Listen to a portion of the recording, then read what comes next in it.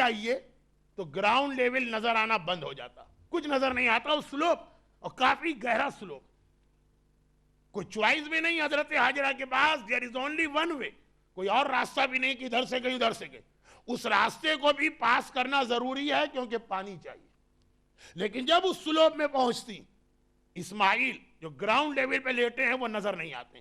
ماں اپنے بیٹے کو نہیں دیکھ رہی, دل ڈر رہا, ایسا نہ ہو کوئی لومڑی آ کے میرے بچے کو اٹھا کے لے جائے, ایسا نہ ہو کوئی سانپ یا اژدہا یا اسنیک یا اسکارپین اس کو کاٹ لے.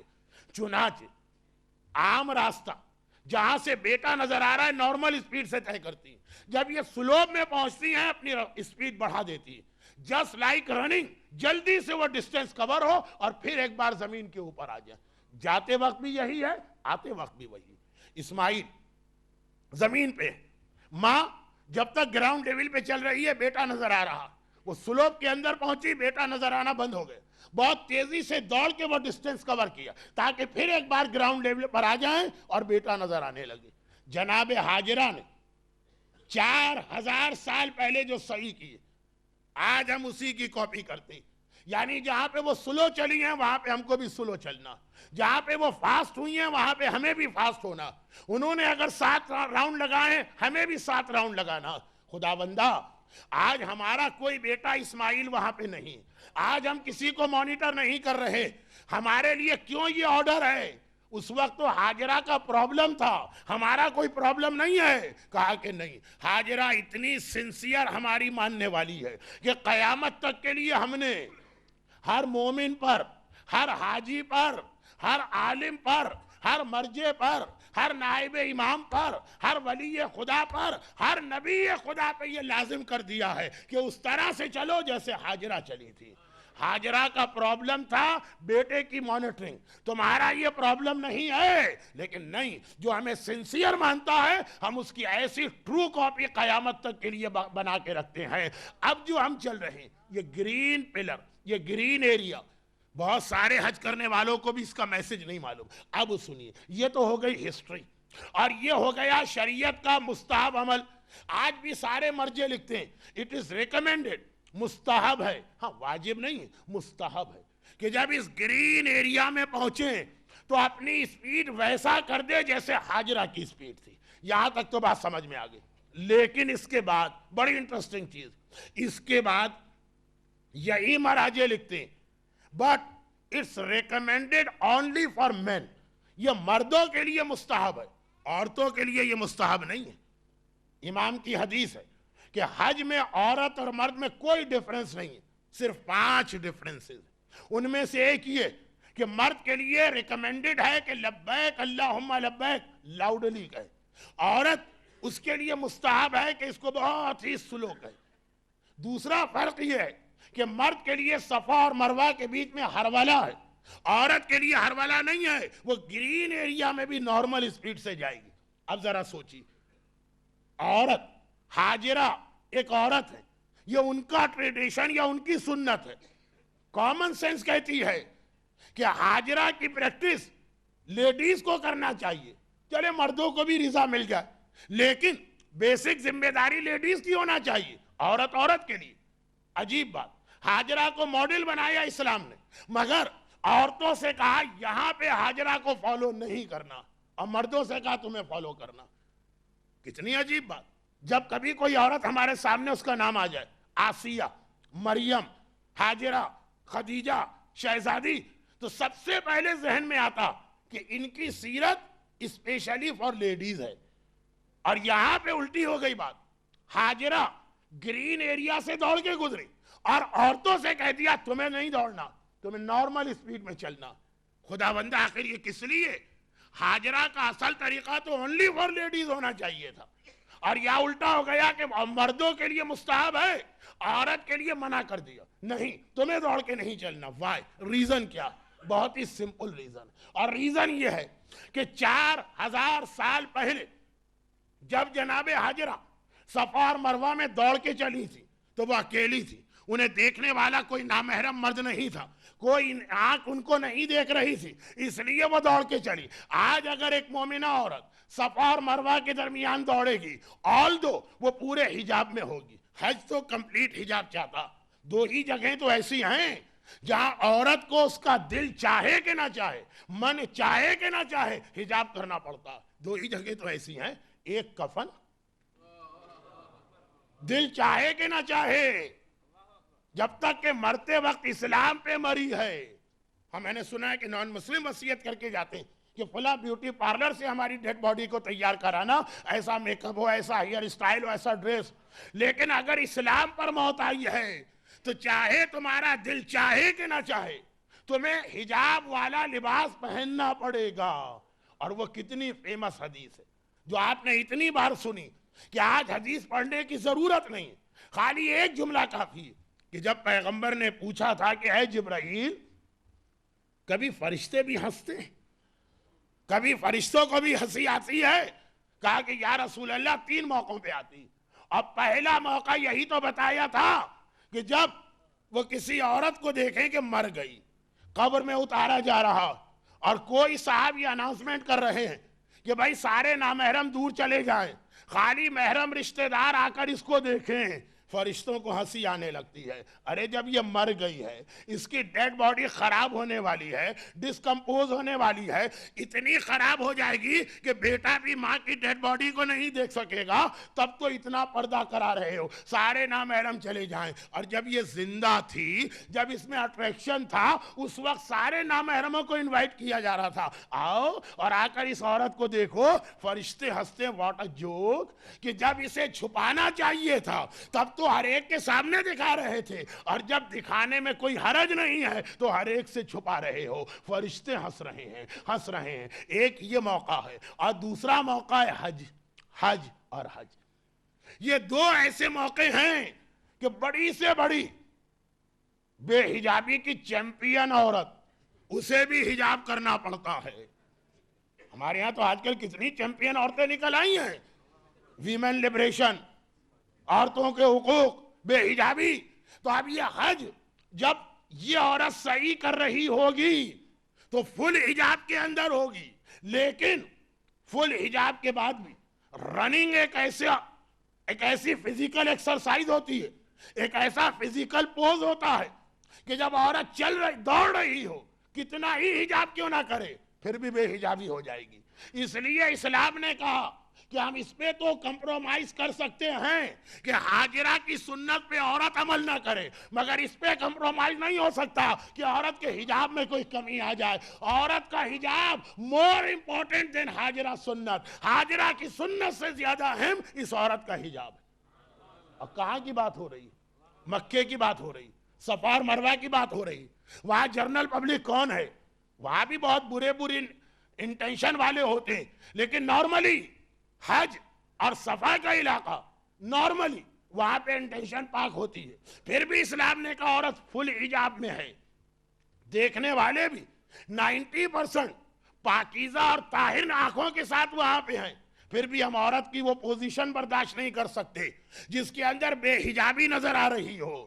تو آکسفورڈ اسٹریٹ کے اندر، کسی شاپنگ مال کے اندر، کسی سپر مارکیٹ کے اندر عورت بغیر حجاب کے ہو اور چاروں طرف نامحرموں کا مجمع ہو، اتنا میسج اگر صفا اور مروہ کی پہاڑی کے بیچ میں گرین ایریا سے گزرتے ہوئے ہر عورت کے دل میں بھی آ جائے اور ہر مرد کے دل میں بھی. ایک بات یاد رکھیے گا، حجاب اونلی فار لیڈیز ٹاپک نہیں ہے، برابر سے ڈیوٹی اور رسپانسبلٹی ہے گھر کے مردوں کی. کتنی ہی حدیثوں میں یہ آیا کہ روز قیامت جب بے حجاب عورت کو عذاب ملے گا تو خالی اسی کو پنش نہیں کیا جائے گا. اور یہ حدیثیں تو قیامت کو بتا رہی ہیں. آپ تو جانتے ہیں، ساری زندگی آپ نے معراج کی روایتیں سنی ہیں. یہ یوز کا پرابلم ہو سکتا ہے کہ ہمیں نہیں پتا معراج کیا. آپ نے تو سنا ہے نا کہ رسول اللہ اپنی آنکھوں سے دیکھ کر آئے کہ شب معراج گناہگاروں پر عذاب ہو رہا ہے، برزخ والا عذاب، عذاب قبر. تو اس کے اندر پیغمبر نے جب وہ عذاب دیکھا کہ جس کے اندر آگ کے کمرے میں آگ کا کمرہ بنایا تھا، ایک ایسا چیمبر. آج کل تو آپ کو آگ چاہیے اس لیے کہ بڑی سردی ہو رہی ہے، ہیٹنگ کے بغیر گزارا نہیں ہوتا، لیکن وہ آگ جس کے اندر عورتوں اور مردوں کو بند کیا گیا تھا. یا رسول اللہ، یہ آگ کے کمرے اور چیمبر میں ان کو کیوں بند کیا گیا؟ کہا اس لیے کہ یہ وہ عورتیں تھیں جو اپنی باڈی کو نامحرم سے چھپاتی نہیں تھی. تو خود پیغمبر نے اللہ سے کہا, یا رسول اللہ نے یا اللہ کہا, یا اللہ مگر یہ عورتوں کا گناہ, مرد کیوں یہی عذاب برداشت کر رہے ہیں؟ کہا کہ یہ اپنے گھر کی عورتوں کے اس عمل پہ راضی تھے, اور جو خود گناہ نہ کرے مگر گناہگار کے عمل پہ راضی ہو, لعن اللہ امتن قتلت کا, ولعن اللہ امتن ظلمت کا, ولعن اللہ امتن سمیت بذالک فرضیت بے.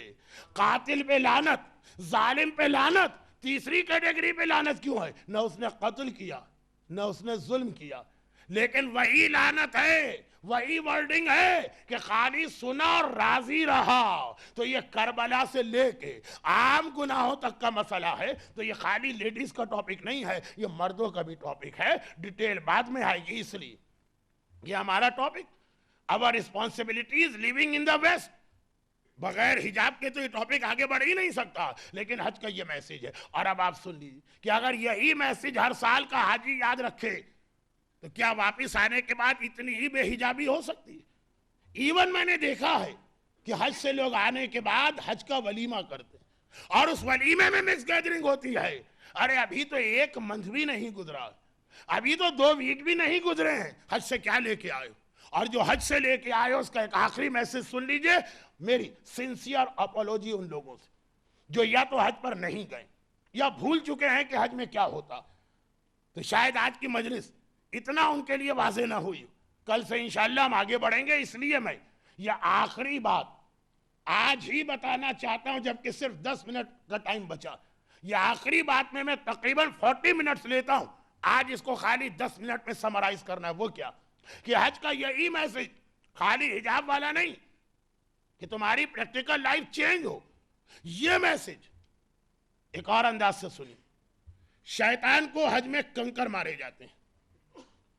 ہمارے آسٹریلینز جو ہیں ان کے درمیان ایک پریکٹس ہے, شاید یہاں بھی ہو, کہ اگر ہم کسی کو مبارکباد دیتے ہیں, congratulation on the new year, کہتا ہے سیم ٹو یو. یہ ہمارے یہاں ایک لفظ ہے, آسٹریلیا کے گورے یہ بہت استعمال کرتے ہیں. جب بھی میں حج میں جاتا ہوں اور شیطان کو کنکر مارتا ہوں, سوچتا ہوں کہیں شیطان نہ کہتا اس کے سیم ٹو یو. ایسے لوگ شیطان کو کنکر مارتے ہیں کہ اگر شیطان یہ کہے تو شیطان ڈیزرو کرتا ہے کہنے کا کہ سیم ٹو یو. لیکن یہ ایک بالکل الگ ٹاپک ہے کہ اس میں کتنے سارے میسیجز ہیں. چھوٹی سی بات, شیطان کو کنکر آپ حرم کی زمین میں کہیں سے بھی اٹھا کے مار سکتے. حرم مینس مکہ, حرم مینس فل مینا, حرم مینس فل مزدلفہ, حرم means a part of Arafat. حرم بہت بڑا, کہیں سے بھی آپ وہ کنکر اٹھا کے پیپلز شیطان کو مار سکتے ہیں.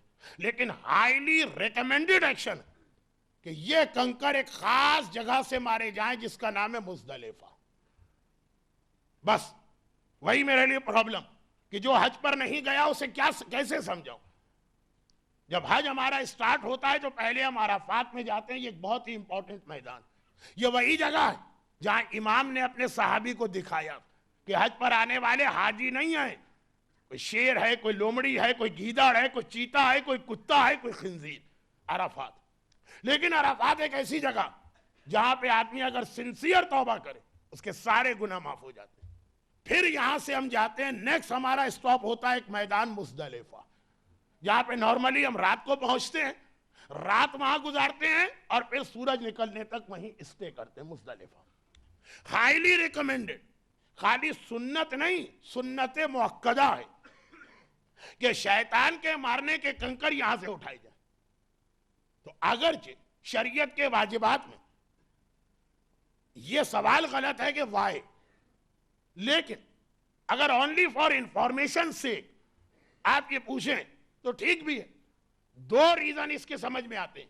پھر سن لیجئے جملہ, شیطان کو کنکر مارنا یہ وہ پیپلز یا stoning one of the most important واجبات ہے, اور اس کے لیے جو آپ کے پیپلز ہیں یا کنکر پورے حرم کی زمین میں کہیں سے اٹھا سکتے ہیں. حرم ایک بہت واسٹ ایریا کا نام, لیکن سنت مؤکدہ کہ پورے حرم میں نہیں, خالی ایک جگہ مزدلفہ جہاں پہ ہم عید نائٹ, شب عید وہاں پہ اسٹے کرتے ہیں آفٹر عرفات. عرفات کے بعد وہاں اسٹے کرتے ہیں, صبح تک وہاں رہتے, پھر جاتے ہیں مینا میں جہاں کنکر مارنا. रिकमेंडेशन है कि वहां से कंकर मारे जाए। उसकी दो रीजन तो समझ में आते हैं, और भी बहुत सारे रीजन होंगे। शरीयत के वाजिबात मल्टीपर्पज होते हैं, शरीयत के आराम मल्टीपर्पज होते हैं, लेकिन दो बहुत छोटी बातें। पहली बात, मुजदलिफा में हम आते हैं आफ्टर अराफात। जो हज करके आ चुके हैं वो मजा ले रहे होंगे, और जो हज पे नहीं गए वो बोर ना हो, वो ये दुआ करें कि अल्लाह उनको नेक्स्ट हज के अंदर अराफात और मुजदलिफा में पहुंचा दे। अराफात में तौबा होती है, सिंसियर तौबा, सारे गुनाह माफ। अराफात ही वो जगह है जिसके लिए रसूल की हदीस कि अगर कोई आदमी सच्चे दिल से हज कर ले तो वो ऐसा होता है जैसा न्यू बॉर्न बेबी का यौमिन वलदत उम्मु। अब आप मुजदलिफा पहुंचे, यहां से कंकर उठा रहे हैं शैतान को मारने के लिए। एक तो इसका रीजन वो है जो बाइबल में हजरत ईसा कहते हैं, और बाद हदीसों में भी है। बाइबल में हजरत ईसा, न्यू टेस्टामेंट, एक जुमला कि एक बार हजरत ईसा कहीं से जा रहे थे तो उन्होंने देखा कि एक गुनाहगार औरत को लोग पकड़ के पनिश कर रहे हैं और स्टोनिंग कर रहे हैं। ये खाली इस्लाम की सजा नहीं है। इस्लाम पे एक बहुत बड़ा ये एतराज होता है ना कि कैसा बारबेरिज्म है इसके अंदर कि औरत को या मर्द को स्टोनिंग के जरिए मार दो। बाइबल कहती है कि हजरत ईसा के जमाने में भी ये था। हजरत ईसा ने ये मंजर देखा, सिर्फ एक जुमला का कि इसने गुनाह किया है, गलती की है, इसको पनिश करो, लेकिन पहला पत्थर वो मारेगा जिसने खुद जिंदगी में कोई गुनाह ना किया। ये हजरत ईसा की एक वर्डिंग है बाइबल में, कोटेशन, एक सेइंग है, और ये हमारे यहां भी। अब हम शैतान को कंकर मारने जा रहे हैं। शैतान जो हमसे कह सकता है कि सेम टू यू, तुम मुझे कंकर मारने आए, अगर मैं गुनाहगार हूं तो तुम कौन से मासूम हो? तुमने भी तो सारी जिंदगी मेरे जैसे गुनाह किए हैं। अब बाइबल की सेइंग के हिसाब से शैतान को कंकर मारने का राइट सिर्फ उसे है जिसने कोई गुनाह ना किया। अराफात में हम अपने सारे गुनाह माफ करा के आए, मुजदलिफा में हम न्यू बॉर्न बेबी हैं, मुजदलिफा में हम मासूम हैं, मुजदलिफा में पाको पाकीज़ा हैं। अब हमें राइट है शैतान को कंकर मारने का। अगर वो कहे कि तुम भी तो गुनाहगार हो, नहीं, हम गुनाहगार नहीं हैं, हम थे, पास्ट टेंस, हम थे, अब हम पाक हैं, अब हम पाकीज़ा हैं, अब हम मासूम हैं, अब हमें हक है कि हम तुम्हें कंकर मारें। तो एक तो ये रीजन समझ में आता कि मुजदलिफा में एक आदमी इतना मासूम बन के आता है जैसे न्यू बॉर्न बेबी। और दूसरा बहुत ही इंपॉर्टेंट रीजन वो ये कि ये हदीसों में, मैं शॉर्ट कर रहा हूं, 40 मिनट की स्पीच को समराइज करके अब 6 मिनट में आपके सामने पेश कर रहा हूं। 10 मिनट में से 4 मिनट और खत्म हो गए, सिर्फ 6 मिनट। और वो ये कि अरबों ने, हजरत इब्राहिम ने जो खाने काबा एक अल्लाह के लिए बनाया, उसमें 360 बुत ला के रख दी, हर एक को मालूम। और ये मेरे मौला थे जिन्होंने पैगंबर के कंधों पे खड़े होकर बुशिकनी की, और वह सारे बुत तोड़े और वह सारे बुत गिरा दी। उसमें से 359 बुत तोड़ के कहीं फेंक दिए गए, गार्बेज में, या ट्रैश फेंका जाता है, कूड़ा करकट। अब ये दूसरी बात है कि बहुत से इलाकों में एक दूसरे के बारे में जोक मशहूर कि जी वो 360 बुत जो फेंके गए वो आके इस शहर में गिरे। जिस शहर से आप नाराज हो ना, उसका नाम ले लीजिए। लेकिन 359 बुत पैगंबर ने ऐसी जगह फेंकवा दी जहां कूड़ा है, करकट है, गार्बेज है, ट्रैश। एक बुत, ओनली वन बुत, हुबल। अरबों के 360 में सबसे बड़ा बुत जो मक्के में था उसका नाम हुबल था। लात और मनात मक्के में नहीं था, यह आउटसाइड मक्का था। और जितनी जंगें मक्के वालों की और मुसलमानों की हुई, बद्र, ओहद एंड खंदक, उसमें जब मुसलमान अल्लाह अकबर कहते थे तो काफिरों का नारा होता था हुबल अकबर। वो अल्लाह और हुबल को एक दूसरे के बराबर लाते थे। चुनांचे जब पैगंबर ने ये सबसे बड़ा बुत हुबल जब ये टूट गया तो पैगंबर ने ऑर्डर किया कि इसे बाहर कहीं नहीं फेंकना है। खाने काबा के साइड में एक जगह पैगंबर ने पॉइंट आउट की, कहा यहां पे इसके ये जो टूटे हुए टुकड़े हैं, ब्रोकन पीसेस, यहां पे दफन करो। लोगों ने कहा या रसूलल्लाह किस लिए? अच्छा, वो जमाने में काबे का मेन गेट था। आज भी तमाम मुज्तहिदीन की किताब में देख लें, लिखा है कि it is recommended to inter साइने Kaaba through बाबे बनी शैबा।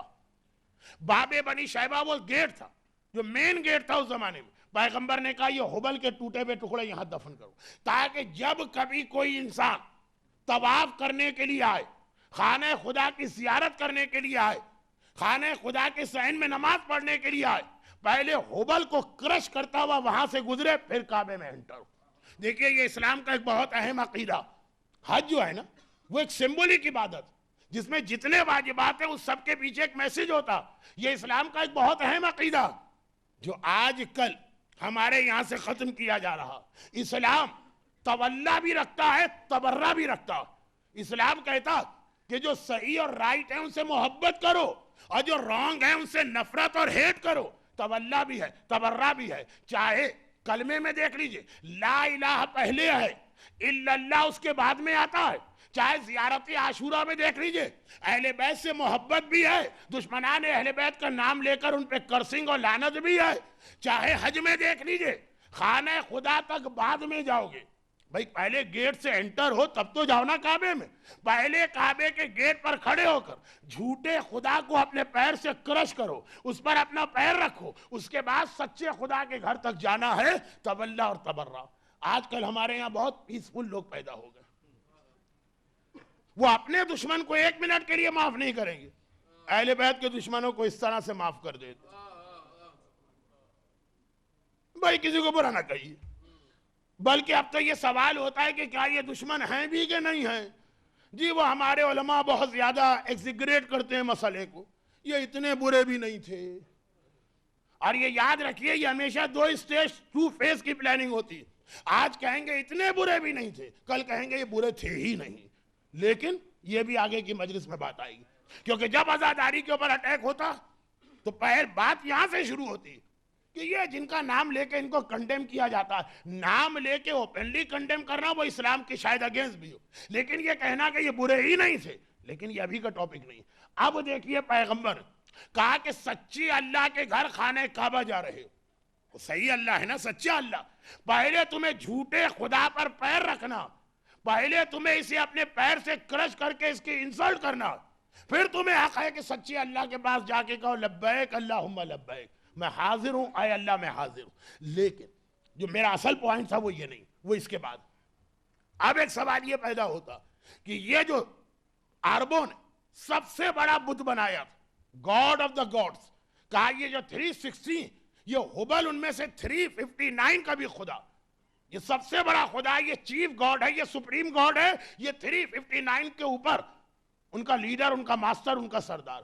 لیکن یہ ہبل جو خدا بت تھا بہت بڑا, اس کو بنانے کے لیے کلے مٹی چاہیے ہوتی. وہ مٹی عرب کے لوگ مزدلفہ کے میدان سے اٹھا کے لائے تھے. اور بت پرستی جو ہے یہ ہیومن نیچر میں نہیں, یہ شیطان نے ایک لیسن ٹیچ کیا. کچھ چیزیں نیچر میں ہوتی ہیں, بت پرستی نیچر میں نہیں. نیچر بت پرستی کے اگینسٹ ہے. شیطان نے حضرت ادریس کی اولاد کو بتایا کہ جی بت بنانا بڑا اچھا کام ہے, سائن آف ریسپیکٹ. شیطان پہلی شخصیت ہے جس نے دنیا میں بت پرستی کو پروموٹ کیا. اب جب عربوں کو دیکھیے ہر جگہ بت پرستی چل جائے گی, خانہ خدا میں بت پرستی, اللہ کے گھر میں اللہ کے اگینسٹ. وہ بت جو بنایا تھا شیطان نے, وہ عربوں کو گائیڈ کیا تھا مزدلفہ کی مٹی. وہاں کی جو مٹی ہے یہ کلے, وہ بڑا بت بنانے کے لیے بہت اچھی ہے. ہر مٹی سے ہر چیز نہیں بن سکتی. مزدلفہ کی مٹی کو شیطان نے یوز کیا تو یہ ہبل بنایا, اور اتنا بڑا بنا دیا کہ اس کو اللہ کے اگینسٹ استعمال کرنے لگے.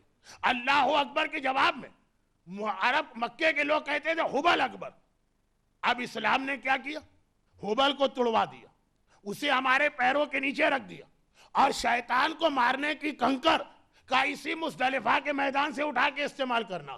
کچھ میسج سمجھ میں آیا؟ جس مزدلفہ کی مٹی کو, جس مزدلفہ کے گراؤنڈ کو, جس مزدلفہ کو شیطان نے بت پرستی کے لیے یعنی اگینسٹ اللہ استعمال کیا, کہا کہ مومن کی ڈیوٹی ہے اسی مزدلفہ کی مٹی کو اٹھا کر اگینسٹ شیطان استعمال کرے. یعنی ایک گائیڈ لائن اسلام نے دے دی کہ جس طرح سے شیطان تمہیں مس گائیڈ کرتا, مومن کا کمال تو یہ, مومن کی عبادت تو یہ کہ اسی چیز کو شیطان سے چھینے اور پھر وہی چیز اگینسٹ شیطان استعمال کرے. اگر کل مزدلفہ کی مٹی سے شیطان نے ہبل بنایا, آج اسی مٹی سے شیطان کے لیے کنکر استعمال کیے جائیں گے. یہ میسج ہر سال حج پر ہمیں یاد دلایا جاتا ہے، ریفریش کیا جاتا ہے کہ جو شیطان کے ٹولز ہیں، شیطان سے وہ ٹول چھینو اور اگینسٹ شیطان اسی ٹول کو استعمال کرو۔ چنانچہ اگر کل پاس میں شیطان نے مزدلفہ کی مٹی کو استعمال کیا، آج وہی مزدلفہ اگینسٹ شیطان ہے۔ اور آج اگر پریزنٹ ڈے میں شیطان ہمارے یوتھ کو استعمال کر رہا ہے اگینسٹ اسلام، ہماری ڈیوٹی ہے انہی یوتھ کو شیطان سے چھینے اور انہی کے ذریعے سے اسلام کا کام لے۔ آج اگر شیطان ہماری عورت کو استعمال کر رہا ہے اگینسٹ اسلام، اسی عورت کو شیطان کے ہاتھ سے چھینے اور اسی عورت کو اسلام کی سروس میں استعمال کریں۔ آج اگر شیطان اس میڈیا کو استعمال کر رہا ہے اگینسٹ اسلام، تو مومن کی ذمہ داری ہے ہر سال مزدلفہ کے میدان سے وہ یہ میسج لے کے آتا ہے کہ اسی میڈیا کو شیطان سے چھینو اور اسی کو شیطان کے اگینسٹ استعمال کرو۔ آج اگر شیطان اسکول اور کالج کی ایجوکیشن کو اگینسٹ اسلام استعمال کر رہا ہے، اسی کو شیطان سے چھینو اور اسی سے اسلام کو سروس دو۔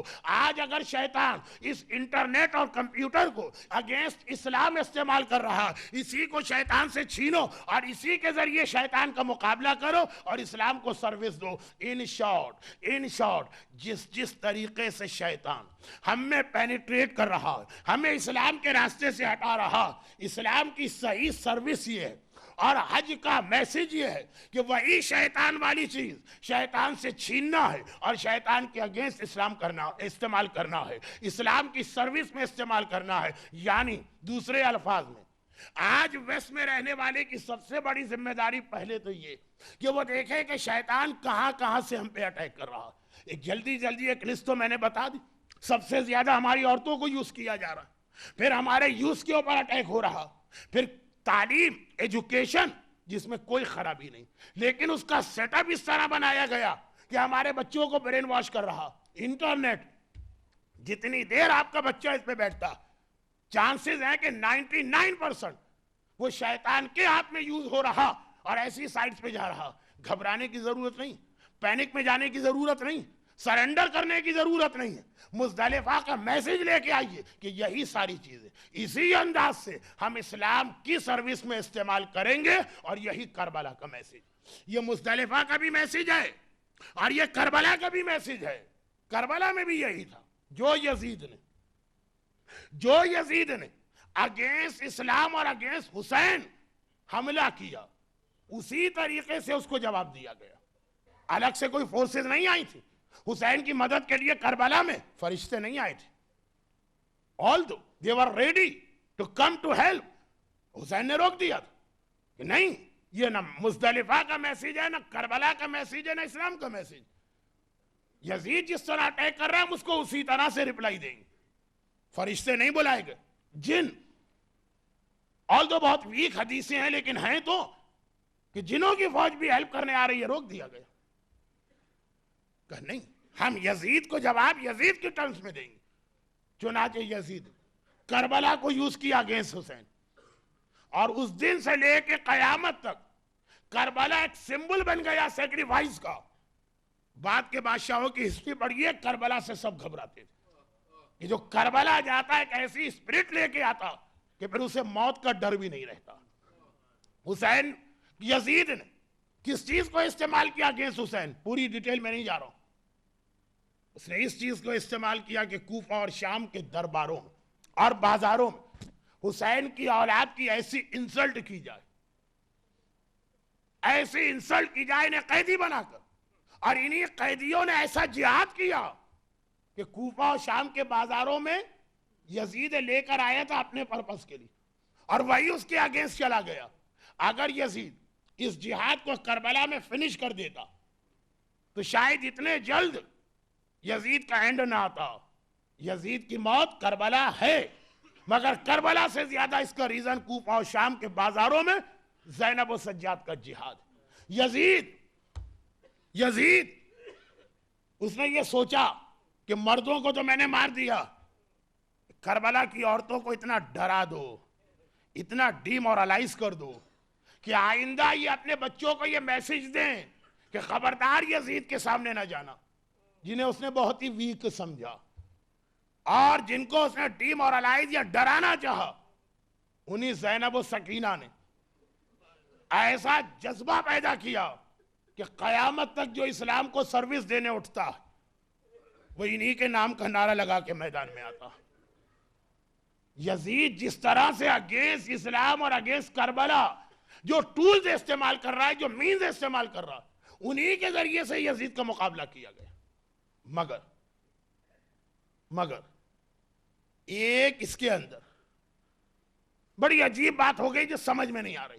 وہ یہ کہ جب حسین 28 رجب کو کربلا سے چلے تھے, آج مجھ سے پہلے جو مرثیہ پڑھا جا رہا تھا, جو مصائب اس مرثیے میں بیان کیے گئے, انہی کو میں اپنی مجلس میں لا رہا ہوں.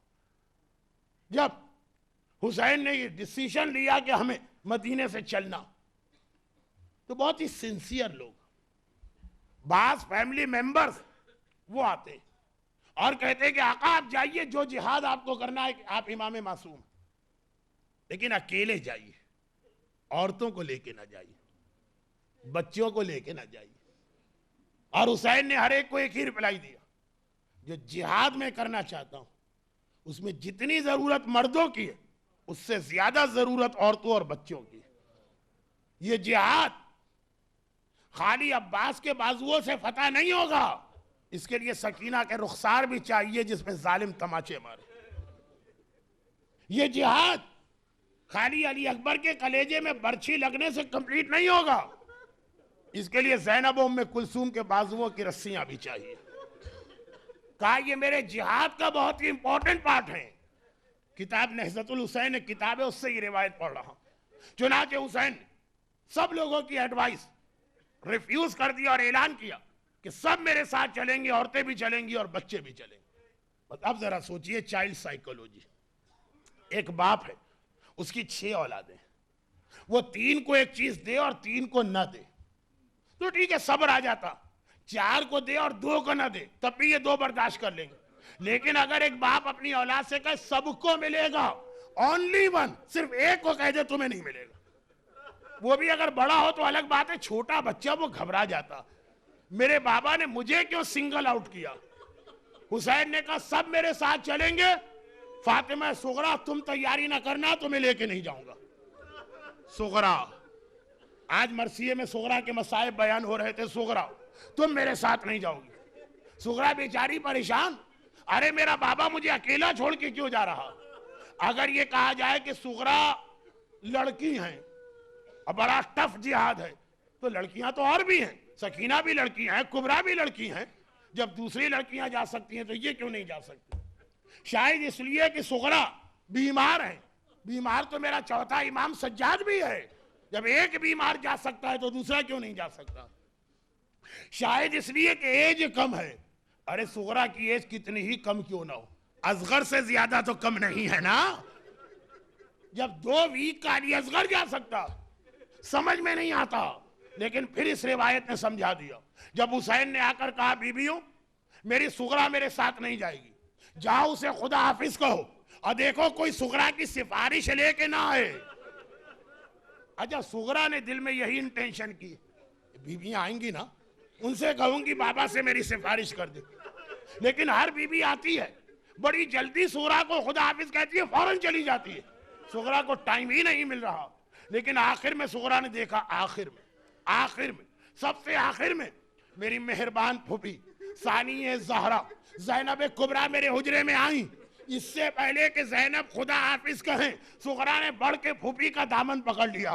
پھوپھی اماں, آج تک میں نے آپ سے کوئی ڈیمانڈ نہیں کی ہے, آج آپ کی بیمار بھتیجی ایک سوال لے کے آئی ہے, بابا سے کہیے مجھے اپنے ساتھ لے کے جائیں. جو جملہ میں نے کل کہا تھا آج بھی ریپیٹ کر رہا ہوں. زینب شریکت الحسین ہے, زینب شیئر کر رہی ہیں حسین کی ڈیوٹیز میں. چنانچہ زینب نے صغرا کو تسلی دی, صغرا گھبراؤ نہیں, چند دنوں کی بات, ہم جا رہے ہیں, واپس آئیں گے. بچی اتنا پریشان اور فرسٹریٹڈ تھی کہ گھبرا کے کہا پھوپھی اماں میں آپ کی بات نہیں کر رہی ہوں, لیکن میرا بابا تو واپس نہیں آئے گا. زینب نے تڑپ کے کہا بیٹی یہ تو نے کیا کہہ دیا؟ کہا پھوپھی اماں کل رات کو میرا دل گھبرا رہا تھا, سارے گھر والے سو رہے تھے, میں نے کسی کو ڈسٹرب نہیں کیا, کمرے سے نکل کے باہر صحن میں گئی تو میں نے دیکھا کہ دیوار کے ساتھ کوئی سیاہ پوش بیوی بیٹھی ہیں, اور بار بار کہہ رہی ہیں ہائے میرا لال، ہائے میرا بیٹا، ہائے میرا حسین۔ پھوپھی اماں، مجھے یقین ہے یہ میری دادی فاطمہ زہرا ہیں جو میرے بابا کا ماتم کر رہی۔ زینب نے ماں کا نام سنا ہزاداروں، اب تو زینب سے برداشت نہ ہوا، سغرا کو لے کے حسین کے پاس آئیں۔ حسین نے دور سے یہ منظر دیکھا، آواز دی زینب میں سمجھ گیا کیوں آ رہی ہوں، مگر سغرا کی سفارش نہ کرنا۔ اب تو زینب گھبرا گئی، بھیا اگر یہ ننھی بچی ہمارے ساتھ چلے تو کیا حرج و نقصان ہے؟ زینب نے کہا نہیں، زینب سے حسین نے کہا نہیں زینب، میں سب کو لے جا سکتا ہوں، سغرا کو نہیں لے جا سکتا ہوں۔ وائے کیوں؟ بس ایک جملہ آج کے مصائب ختم۔ کیوں؟ اس لیے کہ میرا آقا جواب دے گا میری باقی جتنی بیٹیاں ہیں ان کا چہرہ اور فیس یا میرے نانا کے چہرے سے مشابہ ہے یا میرے بابا کے چہرے سے مشابہ ہے، لیکن میری بیٹی سغرا، میری ماں فاطمہ زہرا کی تصویر ہے۔ حسین ہر مصیبت برداشت کرے، مگر یہ کیسے برداشت کرے کہ شبیہ زہرا نامحرموں کے درمیان بازاروں اور درباروں میں بے مقنع چادر جائے۔ ہائے میری ماں فاطمہ، ہائے میری بیٹی سغرا۔ اجرکم اللہ۔ پروردگار آنسو بہانے والے مومنین اور مومنات کے آنسوؤں کا واسطہ ان کی ہر حاجت کو پورا فرما، انہیں دنیا اور آخرت کی ہر پریشانی سے محفوظ فرما، ان کے تمام مرحومین کی مغفرت فرما اور ان مظالم کے انتقام کے لیے ظہور امام میں تعجیل فرما۔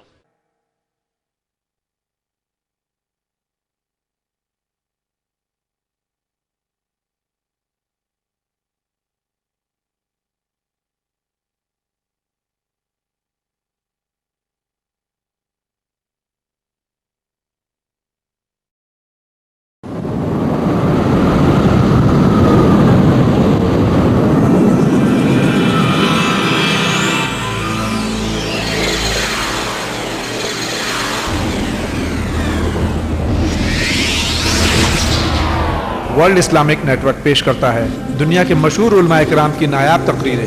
دبئی سے علامہ ذیشان حیدر جوادی، کینیڈا سے مولانا ذکی باقری، انڈیا سے مولانا احمد علی عابدی، ایسٹ افریقہ سے ڈاکٹر مرتضیٰ علی دینا، انڈیا ہی سے Maulana Ehsan Haider Jawadi, U S A سے professor Hasnain Rajabi. World Islamic network نے 70 سے زیادہ کتابیں مختلف موضوعات پر شائع کی ہیں۔ ون کی پیش کردہ میننگ آف اسلام، ون ہی کی پیش کردہ prophet Muhammad peace be upon him and his progeny, Ayatollah Murtaza مطہری کی جہاد، ایس ایس اختر رضوی کی family life of Islam, the great Muslim scientist, one کی پیش کردہ۔ اگر آپ ان کتابوں کو مفت حاصل کرنا چاہتے ہیں تو ہمیں فوراً لکھیے۔ ہمارا پتہ ہے ورلڈ اسلامک نیٹ ورک 6769 حضرت عباس علیہ السلام اسٹریٹ، ڈونگری، ممبئی 9۔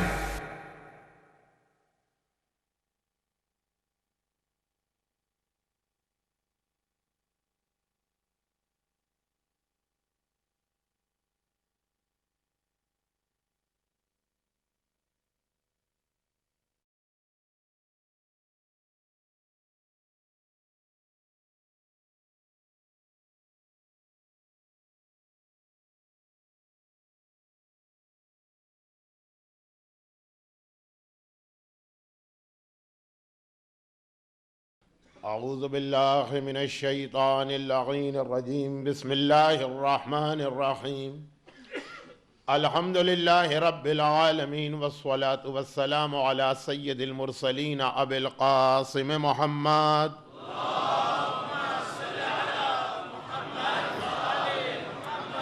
وآلہ وقطرتہ واہل بیتہ الطیبین الطاہرین ولعنۃ اللہ علی اعدائہم اجمعین۔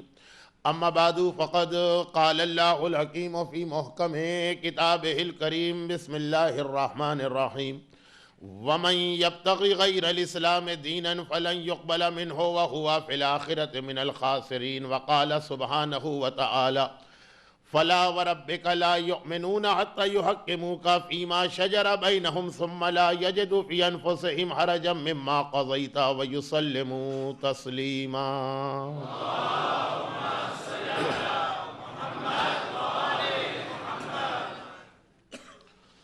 اس سے پہلے کہ جو آج کا ٹاپک ہے اس پہ بات شروع کی جائے.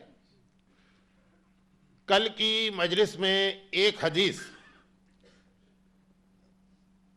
انکمپلیٹ آئی تھی، اور انکمپلیٹ حدیث کا ریزن صرف یہ ہوتا ہے کہ ٹائم، گرچہ کل مکھی صاحب نہیں تھے لیکن ان کی غیبت میں بھی ان کا اتنا ڈر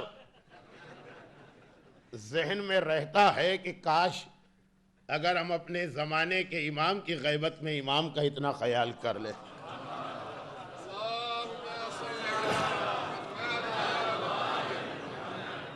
تو ٹائم ایک ایسا مسئلہ بن جاتا ہے جس کی وجہ سے بہت ساری حدیثوں میں صرف اس کا اتنا حصہ بیان کرنے کا موقع ملتا ہے جو ٹاپک سے ریلیٹڈ ہو.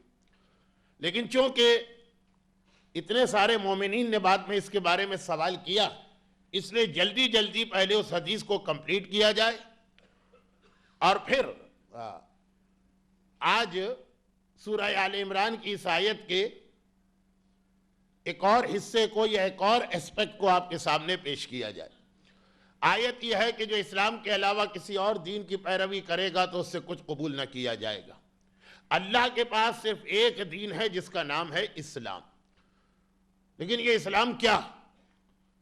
اب پہلے وہ حدیث سن لیجئے کہ اللہ کے رسول جبرائیل سے سوال کرتے ہیں کہ اے جبرائیل، کبھی فرشتوں کو بھی ہنسی آتی ہے؟ تو جبرائیل نے 3 باتیں بتائیں جن میں سے ایک کل بیان ہو گئی. جبرائیل کہتے ہیں اور یا رسول اللہ اس وقت بھی فرشتوں کو بہت زیادہ ہنسی آتی جب ایک مومن اللہ سے بار بار یہ دعا کرتا ہے کہ اے خدا مجھے اتنا مال دے دے کہ میں عزت و آبرو کے ساتھ اپنی زندگی گزاروں اور اپنے بیوی بچوں کا جو ضروری مینٹیننس ہے وہ کر سکوں. اور اللہ جب اسے اتنا مال دے دیتا تو اب وہ اور مانگتا ہے، وہ اور مانگتا ہے، اب وہ اور مانگتا. فرشتے بھی ہنسنے لگتے ہیں کہ یہ سب لے کے کہاں جاؤ گے؟ کیا قبر میں یہ تمہارے ساتھ جانے والا؟ اور اے اللہ کے رسول، اب یہ تیسری بات وہ جس سے مجھے یہ اندازہ ہو رہا کہ شاید یہ حدیث خاص طور پر آخری زمانے والوں کے لیے. دیکھیں پہلے زمانے کا لائف اسٹائل کچھ ایسا تھا کہ آدمی دن بھر جو ایکٹیویٹیز کرتا ہو تو کرتا ہو، آفٹر سن سیٹ جب رات کا اندھیرا چھا جاتا، اس زمانے میں یہ الیکٹریسٹی تو تھی نہیں، تو ہر آدمی بستر پہ چلا جاتا، اور پھر صبح کے قریب جب وہ ڈان اپیئر ہوتی تب آدمی اپنے بستر سے اٹھتا. لیکن حدیث کچھ ایسی جس سے یہ لگ رہا ہے، یہ اندازہ ہو رہا ہے، ہم یہ گیس کر سکتے ہیں کہ یہ اس زمانے والوں کے لیے کم ہے، آج کے لیے زیادہ. جبرائیل کہتے ہیں کہ یا رسول اللہ اس وقت بھی ہم فرشتوں کو بہت زیادہ ہنسی آتی جب ہم یہ دیکھتے ہیں کہ ایک آدمی صبح کو گھر سے باہر نکلا، سارا دن وہ اللہ کی مخالفت کرتا رہا، وہ اللہ کے احکامات کو توڑتا رہا، وہ شریعت کی اگینسٹ جاتا رہا، ٹوٹل ڈس اوبیڈینس، اور پورا دن وہ اپنے نفس کی پیروی کرتا رہا پورا دن. لیکن پھر جب رات ہو گئی، اندھیرا چھا گئے، وہ گھر کے اندر آ گیا، اب سارے دن کا تھکا ہوا، اب تو اسے بستر پہ جا کے سونا چاہیے. لیکن گھر میں آنے کے بعد ایک بار پھر رات کے اندھیرے میں اس کے گناہ شروع ہو گئے، شریعت کی مخالفت شروع ہو گئی، اللہ کا ڈس اوبیڈینس شروع ہو گیا. ہم فرشتے ہنسنے لگتے ہیں کہ کتنی تمہیں شریعت کی مخالفت کرنا، کتنا تم اگینسٹ اللہ جاؤ گے کہ سارا دن بھی اللہ کے اگینسٹ گئے، پھر بھی تمہارا پیٹ نہیں بھرا، پھر بھی تم سیٹسفائی نہیں ہوئے. یہ دیکھیے یہ آج کی سٹوری ہے. پہلے زمانے میں جیسا کہ میں نے کہا یہ الیکٹرسٹی ہے نہیں، رات کا اندھیرا، گھر میں آ گئے سو گئے. لیکن آج دن بھر آدمی گھر کے باہر بھی اللہ کی مخالفت کرتا ہے. مرد ہے تو وہ اپنے بزنس کے اندر یا اپنی ملازمت کے اندر چیٹنگ کر رہا ہے، عورت ہے تو گھر سے بے حجاب نکل رہی ہے، کسی کی غیبت ہو رہی ہے، کسی پہ تہمت لگائی جا رہی ہے، کسی کو نقصان پہنچایا جا رہا ہے. اور جب گھر میں واپس آیا تو ایک بار اس نے وہ ریموٹ کنٹرول اٹھایا، یہ چینل، وہ چینل، یہ میوزک، وہ ڈانس، یہ فلم، وہ حرام پروگرام، غرض یہ کہ دن ہو یا رات اللہ کی مخالفت پہ مخالفت ہو رہی ہے، شریعت کے اگینسٹ جا رہا ہے، اور پھر بھی یہ سیٹسفائی نہیں ہوتا۔ فرشتے کہتے ہیں کہ اس کی رات کو دیکھ کے ہمیں ہنسی آنے لگتی ہے، کتنے گناہ کرو گے، کتنی تم میں طاقت ہے۔ مولا متقیان امیر المومنین علی ابن ابی طالب علیہ السلام، کسی نے ایک سوال کیا کہ یا امیر المومنین، آج میں آپ کے پاس اس لیے آیا ہوں کہ اللہ نے اس کائنات میں سب سے زیادہ پاورفل آپ کو بنایا، آپ مشکل کشا، آپ جنت و جہنم کے تقسیم کرنے والے، آپ کی جو خوشی اور رضا ہوتی ہے وہ اللہ کی خوشی اور رضا کے ساتھ۔ آپ مجھے ایک پرمیشن اللہ سے دلوا دیجئے کہ میں گناہ کروں، گناہ کی پرمیشن مجھے چاہیے۔ دیکھیے یہ تو پھر بھی 1400 سال پہلے کا مومن تھا جو پرمیشن لینے کے لیے امام علی کے پاس آ رہا۔ آج کے مومن کو امام علی سے پرمیشن لینے کی ضرورت بھی نہیں، امام علی کے نام پر وہ خود ہی اپنے آپ کو پرمیشن دیتا ہے کہ چونکہ تم علی کے ماننے والے ہو، اس لیے جو گناہ تمہارا دل چاہے وہ کرو۔ انشاءاللہ آگے والی ایک مجلس میں اس کی بھی تفصیل آئے گی، لیکن ان شارٹ، یا امیر المومنین، آپ میرے مولا، میں غدیر خم کے اعلان کو مانتا ہوں، آپ کا نام لیتا ہوں، آپ کا کلمہ پڑھتا ہوں، مجھے گناہ کی پرمیشن دیجیے۔ اب پیغمبر کی ایک حدیث بھی ہے کہ کلم الناس علی قدر عقولہم، ہر آدمی سے بات کرو یہ دیکھتے ہوئے کہ اس کا مینٹل لیول کیا۔ چنانچہ کبھی امام کسی اور طریقے سے یہ بات سمجھاتے ہیں، کبھی کسی۔ آج اس مومن کو دیکھا، کہا کہ ہاں میں تمہیں اس کی پرمیشن دیتا ہوں، لیکن پہلے تم میرا ایک کام کر دو، پھر میری جانب سے پرمیشن لے کے جاؤ، اور وہ یہ کہ جاؤ جہاں پہ آگ جل رہی ہو، برننگ فائر، اس میں جا کے بیٹھ جاؤ، جتنی دیر تک جلتی ہوئی آگ میں بیٹھ سکتے ہو اور جتنی تم میں طاقت ہے، جتنا تم اس کو ٹالریٹ کر سکتے ہو، اتنی دیر کا گناہ کر لو، کیونکہ جب گناہ کرو گے تو رزلٹ کیا ہے کہ اللہ تمہیں قبر اور جہنم کی آگ میں جلائے گا۔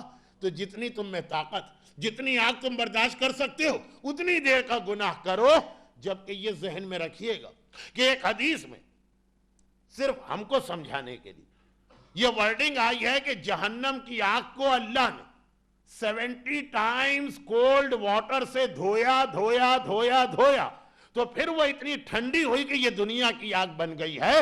اور امام علی کہہ رہے ہیں کہ چلو اسی دنیا کی آگ میں جا کے بیٹھ جاؤ، جتنی دیر تم میں طاقت ہو آگ برداشت کرنے کی، اتنی دیر کا گناہ کر لینا۔ تو ایک طرف ہمیں میسج یہ مل رہا کہ جو گناہ تم کر رہے ہو اس کی پنشمنٹ تمہارا ویٹ کر رہی ہے، اور انشاءاللہ اس کی مزید ڈیٹیل شب جمعہ آئے گی۔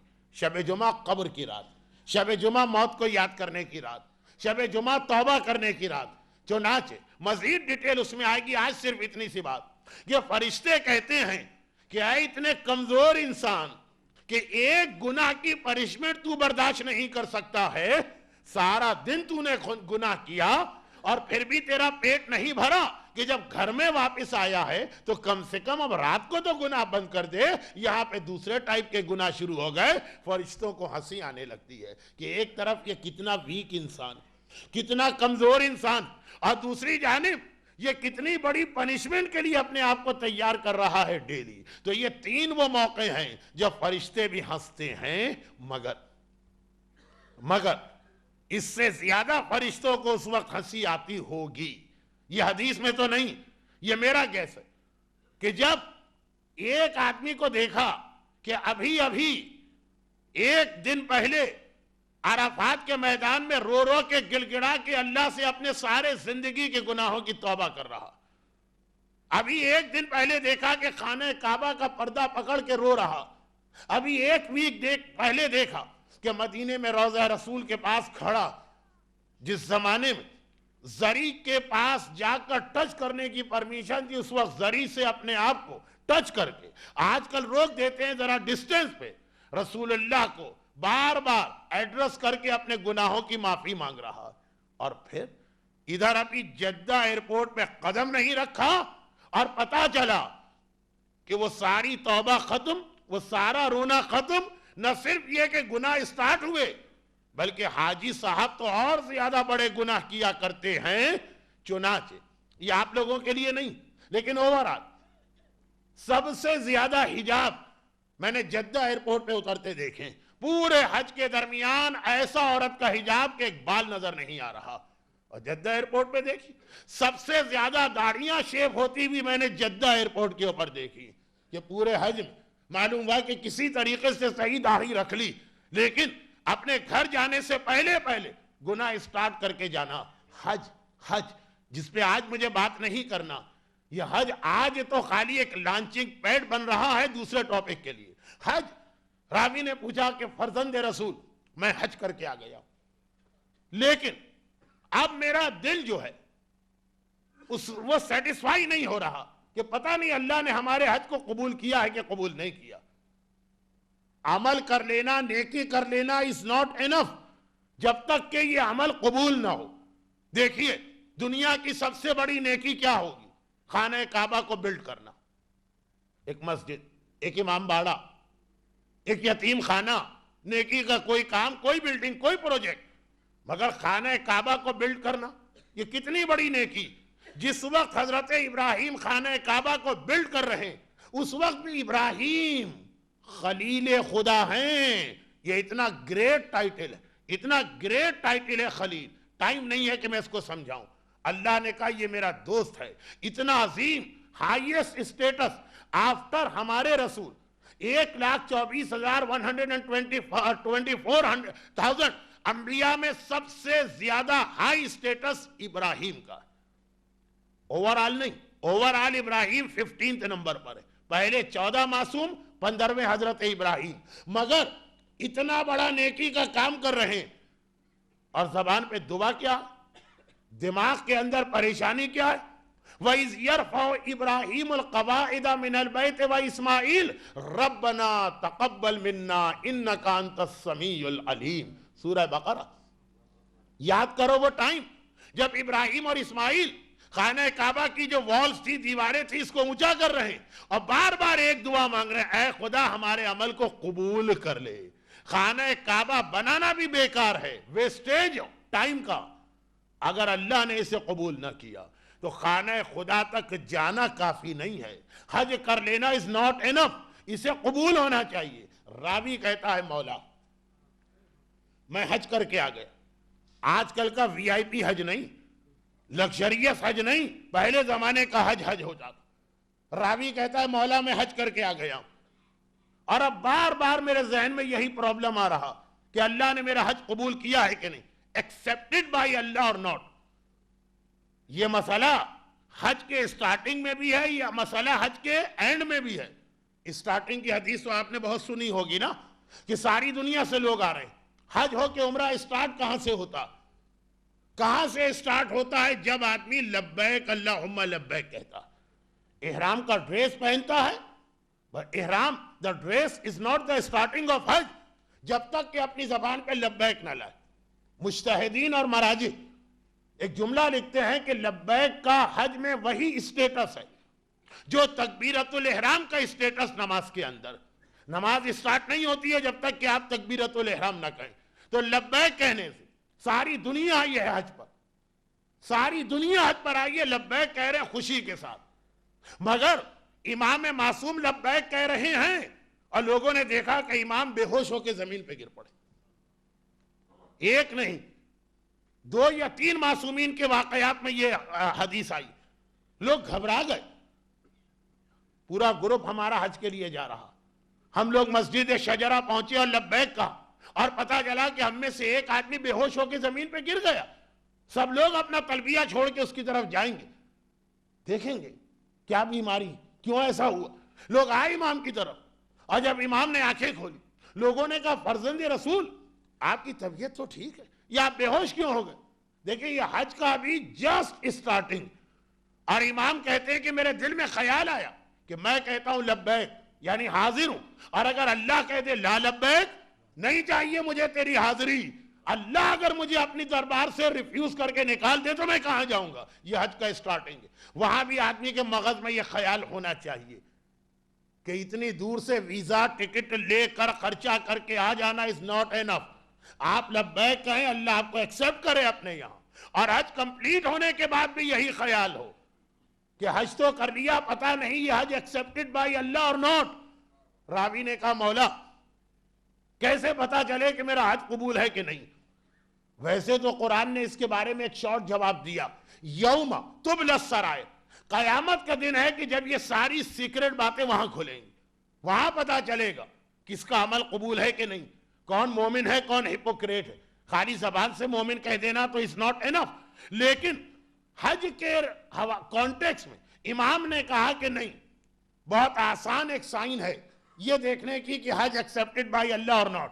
اگر تم اپنی لائف میں ایک پازیٹیو چینج محسوس کرو آفٹر حج, اور اتنی چینج کہ جب تم واپس اپنی کمیونٹی میں آؤ, واپس اپنی فیملی میں آؤ, واپس اپنے فرینڈ سرکل میں آؤ, وہ لوگ تمہیں دیکھ کے عجب ہو جائیں اور کہیں کہ یہ وہ آدمی تو نہیں لگ رہا ہے جو بیفور حج تھا, اتنا پولائٹ, اتنا ہمبل, اتنا مومن کا خیال کرنے والا, اتنا اپنی کمیونٹی کو فائدہ دینے والا. جیسے ایڈورٹائزنگ کے اندر ایک ٹرک یہ بھی ہوتی کہ اپنی پروڈکٹ کے لیے وہ 2 تصویریں دیتے ہیں, ایک کہتے ہیں بیفور یوز, ایک کہتے ہیں آفٹر یوز. مثلا یہ بال, آج کل ہیئر ٹرانسپلانٹ ہوتے ہیں, پہلے زمانے میں اس کی کریمیں آتی تھی, 2 تصویریں چھپتی تھی اخبار میں, کہا کہ یہ کریم یا لوشن استعمال کرنے سے پہلے بیفور, اور یہ ہے اس کے بعد. پاکستان انڈیا کے اندر ایک پرابلم لیڈیز کے ساتھ, وہ یہاں بھی ہوگا شاید, وہ یہ کہ ہر عورت کو گورا ہونا ہے, اپنا کلر جو ہے نا گورا کرنا, اور وہ کریم آتی, اور کریم کے ساتھ 2 تصویریں آتی. بیفور وہ لگتا ہے کہ افریقہ کے کسی قبیلے سے تعلق رکھنے والی, اور آفٹر ہے نا, اب یہ سب یہ جو ایڈورٹائزنگ میں ہوتا, بیفور اور آفٹر بالکل چینج ہوتا. بلکہ وہ لکھتے ہیں کہ یہ عورت اس کنٹری میں آئی, کریم استعمال کی, واپس گئی, امیگریشن نے روک لیا, کہا تم وہ ہو ہی نہیں, تمہاری تصویر پاسپورٹ پہ تو کوئی اور پکچر لگی ہے, تم کچھ اور. لیکن جو جوک دوسری چیزوں کے بارے میں, حج کے بارے میں یہ ریئلٹی. حج اسی چیز کا نام کہ جب آپ واپس اپنی فیملی میں آئیں, جب آپ واپس اپنی کمیونٹی میں آئیں, جب واپس اپنے بزنس یا فرینڈ سرکل میں آئیں, وہ بلیو نہ کریں کہ آپ وہیں, کہیں کہ اتنا چینج ہو کے آیا, پازیٹیو چینج, اتنا اچھا بن کے آیا. ارے یہ وہ آدمی تھا جو کبھی بھی شریعت کو سیریس نہیں لیتا تھا, اب اتنا خیال کرتا. یہ وہ آدمی تھا جس نے کبھی پیرنٹ کی سروس نہیں دی, اب اتنا پیرنٹس کا خیال کر رہا ہے, اب اتنا سچ بول رہا ہے, اب اتنا آنیسٹ بن گیا ہے, اب اتنا ہر ایک کا حق ادا کر رہا ہے. امام فرماتے ہیں کہ اگر تم یہ چینج دیکھو اور تمہاری کمیونٹی اور تمہارے ریلیٹیو یہ کہیں کہ تم میں یہ چینج آئی ہے, دیٹ مینس کہ تمہارا حج ایکسپٹڈ بائی اللہ. اور اگر ایز اٹ از ہو, جیسے گئے تھے ویسے ہی آ گئے, زیادہ سے زیادہ لوگ کہیں گے گنجے ہو کے آئے, باقی اور کوئی چینج نظر نہ آئے, تو سمجھ لینا کہ تمہارا حج نہیں ہے. امام کی ورڈنگ تو بہت ہی اسٹرانگ ہے, میں امام کی ورڈنگ آج نہیں پڑھ رہا ہوں. اور حج کے لیے جو ہمارے پاس ایک آدھ حدیث ہے, اس میں بھی یہ چیز بتائی گئی. امام فرماتے ہیں, بلکہ پیغمبر کی حدیث, ان الحج یغسل الذنوب کما یغسل الماء الدنس. حج جو ہے وہ اس طرح سے گناہوں کو آدمی کی باڈی پہ سے صاف کر دیتا. جیسے اگر کوئی بھی بہت ہی ڈرٹی آدمی, کوئی ایسا اس نے کام کیا ہے, لیبر ورک کیا ہے, بہت گندا آدمی ہے, وہ گیا باتھ روم میں اور اس کے بعد وہ نہا دھو کے باہر آیا, تو اس کو دیکھنے والے کہیں گے کہ ہاں یہ بڑا کلین, بڑا نیٹ, بڑا فریش نظر آ رہا. امام فرماتے ہیں حج بھی یہی کام کرتا. تو باتھ روم میں جانے والا اگر ویسے ہی آ گیا, اب آپ کے یہاں تو یہ مسئلہ نہیں ہوگا, ہمارے یہاں بچے جو ہیں وہ نہانے سے بہت گھبراتے ہیں, والدین کو جو ہے نا وہ بے وقوف بناتے ہیں. زبردستی والدین نے بھیجا باتھ روم میں, گئے لاک کیا, اسی طرح باہر آ گئے. اب جیسے ہی اس کو دیکھا, ماں نے کہا تم نہائے نہیں, تم تو ایسے ہی باہر آ گئے. اس لیے کہ جب آدمی پانی سے اپنے آپ کو کلین کرے گا, سوپ یا شیمپو لگائے گا, لوشن استعمال کرے گا, واقعاً وہ بڑا فریش, بڑا کلین نظر آئے گا. حج کی بھی یہی خاصیت ہے, یہ اتنا آدمی اب پوائس نظر آئے گا. لیکن حج کی جو یہ فلسفی ہے کہ بالکل چینج ہونا چاہیے, اب اس میں ایک بات سن لیجیے, وہ یہ کہ حج ہر آدمی نہیں کر سکتا, اور جو کرنا بھی چاہے تو سال میں اونلی ونس. حج جیسی ہی فلسفی رکھنے والی ایک اور عبادت اسلام نے ہم کو دی. کبھی ایسا ہوتا ہے کہ بالکل سامنے کی یا قریب کی چیز آدمی کو نظر نہیں آتی, جیسے مالک ابن نویرہ کا واقعہ، یہ ہماری ہسٹری ہے، لیکن کیا کیا جائے، آج کل اسلامک ہسٹری کے بھی بہت سے واقعات ایز اٹ از ممبر پہ بیان نہیں ہو سکتے ہیں۔ مالک ابن نویرہ جو مولا کے ایسے سنسیئر صحابی تھے کہ رسول اللہ کے بعد انہوں نے مولا کے علاوہ کسی اور کی خلافت کو ایکسپٹ نہیں کیا، اور رزلٹ یہ نکلا کہ پیغمبر کے بعد انہیں بڑی مظلومیت کے ساتھ شہید کیا گیا۔ یہ غالباً امام علی کے نام پر شہید ہونے والے پہلے صحابی، اور خالی ان کو شہید نہیں کیا گیا، جس طرح سے اس کے بعد اسی رات کو ان کی وائف کو ریپ کیا گیا، وہ اسلامک ہسٹری ایک ٹریجڈی ہے ہمارے یہاں۔ لیکن مالک ابن نویرہ کا ایک چھوٹا سا واقعہ، یعنی سامنے کی چیز کبھی آدمی بھول جاتا ہے۔ جب یہ فرسٹ ٹائم رسول اللہ سے ملاقات کے لیے آئے، جو ان کی فرسٹ میٹنگ تھی، مدینے کی مسجد میں انٹر ہوئے، پیغمبر کے پاس گئے، پیغمبر سے انہوں نے ایک سوال یہ بھی کیا کہ یا رسول اللہ، آپ کے بعد پھر میں کسے فالو کروں؟ اور مولا امام علی برابر میں بیٹھے تھے، پیغمبر نے کہا ان کو۔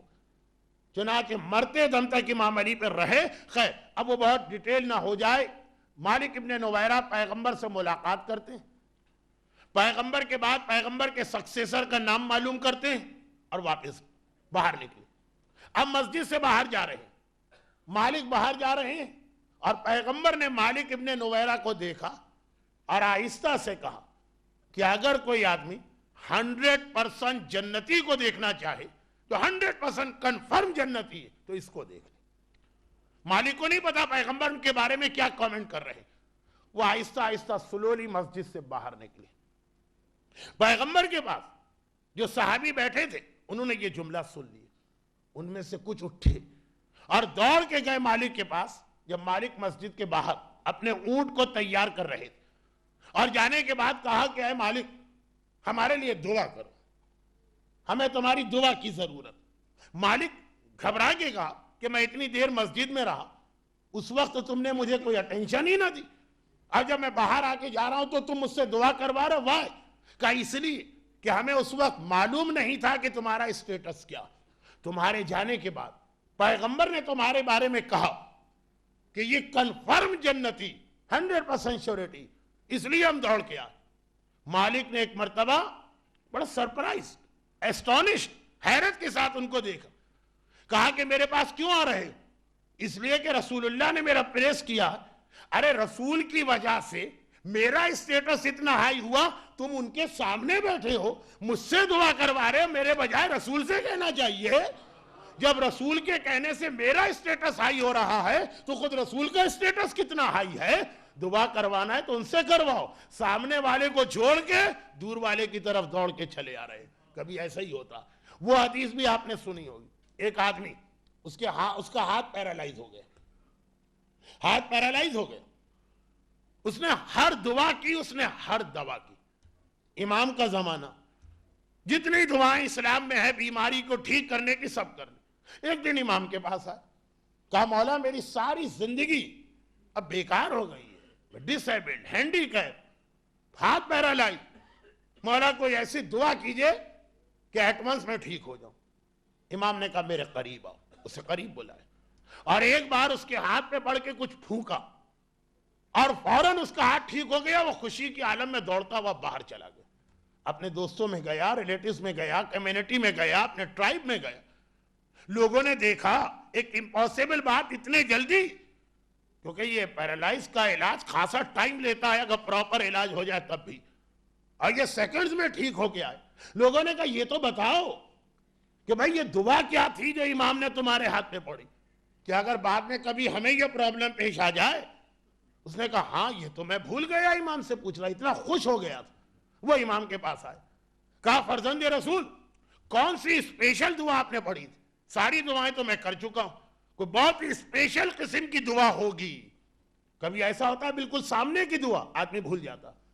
جیسے اگر آپ مجھ سے کہیں کہ اس وقت کوئی شارٹ دعا بتائیے جو میریکل رکھتی ہے، زیارت وارثہ، سامنے کی دعا لوگوں کے ذہن ادھر نہیں جاتے۔ لیکن ابھی ٹاپک کچھ اور ہے، شاید شب جمعہ تھوڑا سا دعا کا بھی تذکرہ ہو جائے۔ امام اب وہ امام سے کہتا مولا یہ دعا بتائیے تو کوئی بہت ہی اسپیشل دعا ہوگی، یہ بعد میں میرے اور دوسروں کے کام آئے۔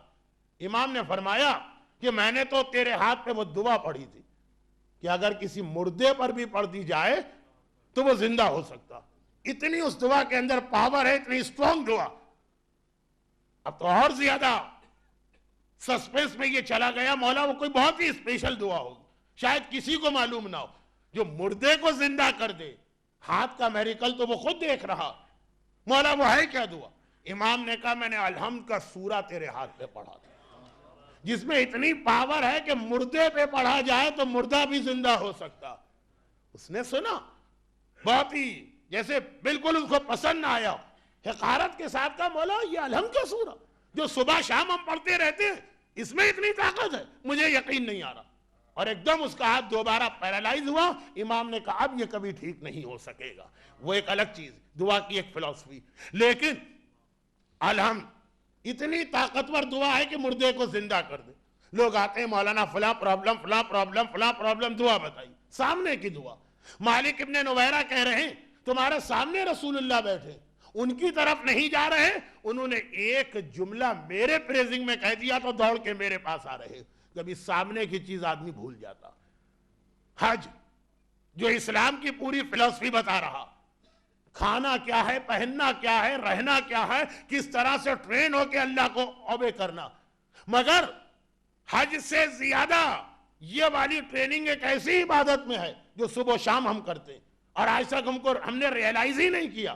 ہماری وہی حالت ہے جو اس بیمار آدمی کی الحمد کے حوالے سے حالت۔ سامنے الحمد کا سورہ ہے اور وہ پوچھتا ہے کہ یہ اس سورے میں اتنی طاقت کہاں سے آ گئی۔ جو حج کی فلسفی، اس سے بھی زیادہ امپورٹنٹ صلاۃ یا نماز کی فلسفی۔ پورا اسلام سمرائز ہو کے نماز میں آ گیا ہے۔ دن میں 5 بار آپ نماز پڑھتے ہیں، سال میں کتنی نمازیں آپ پڑھ لیتے ہیں۔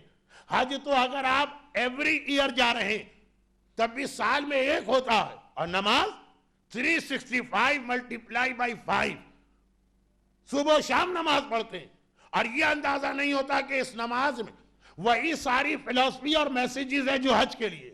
حج ہم کو بتاتا ہے نا کہ اللہ کی ول کیا، حج ہم کو بتاتا ہے نا کہ اللہ جو کھلائے وہ کھانا، جو جیسا ڈریس پہنائے پہننا، جہاں پہ رکھے وہاں پہ رہنا۔ نماز کا میسج کیا؟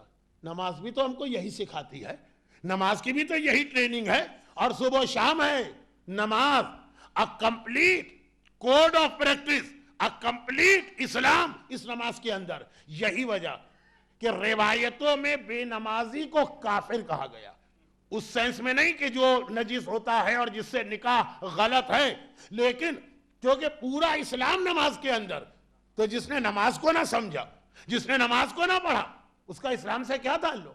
مثلا وہ مشہور حدیث جس کا ایک ٹکڑا، جو کل میں نے آپ سے ایک ریکویسٹ کی تھی کہ آیت اللہ سیستانی کی کوڈ آف پریکٹس کا فرسٹ چیپٹر پڑھیے گا، اس میں بھی آیا، اور وہ یہ کہ راوی صادق آل محمد امام جعفر صادق علیہ السلام کے پاس جاتا اور ایک سوال کرتا ہے، مولا ما اکبر الکبائر، مولا یہ تو میں نے سنا گناہ کبیرہ، لیکن میں یہ جاننا چاہتا ہوں، میں یہ معلوم کرنا چاہتا ہوں، اکبر الکبائر جو گناہ کبیرہ، ان میں بھی سب سے بڑے بڑے کون سے؟ گریٹ سنز، گناہ کبیرہ، ان گریٹ سن میں بھی گریٹسٹ کون سے؟ امام نے فرمایا ہن فی کتاب علی سبعہ، میرے دادا علی کی کتاب میں وہ 7 لکھے ہوئے، اور اس کے بعد امام نے وہ لسٹ بتائی۔ چونکہ یہ حدیث میں بہت پڑھتا رہتا ہوں اس لیے جلدی اس کو کمپلیٹ کرتا ہوں۔ فرمایا الکفر باللہ وقتل النفس ظلمہ وعقوق الوالدین والفرار من الزحف والتعرب بعد الحجرہ وَأَقْلُ مَالِ الْيَتِيمِ ظُلْمًا۔ امام فرماتے سنو وہ 7 گناہ۔ نمبر 1 کفر، کافر، کفر۔ نمبر 2 کسی کو قتل کرنا ظلم کے طور پر۔ نمبر 3 والدین کا حق ادا نہ کرنا، والدین پر ظلم کرنا، والدین کو اذیت پہنچانا۔ نمبر 4 وَالْفَرَارُ مِنَ الزُّحُفِ، میدان جنگ سے بھاگ جانا۔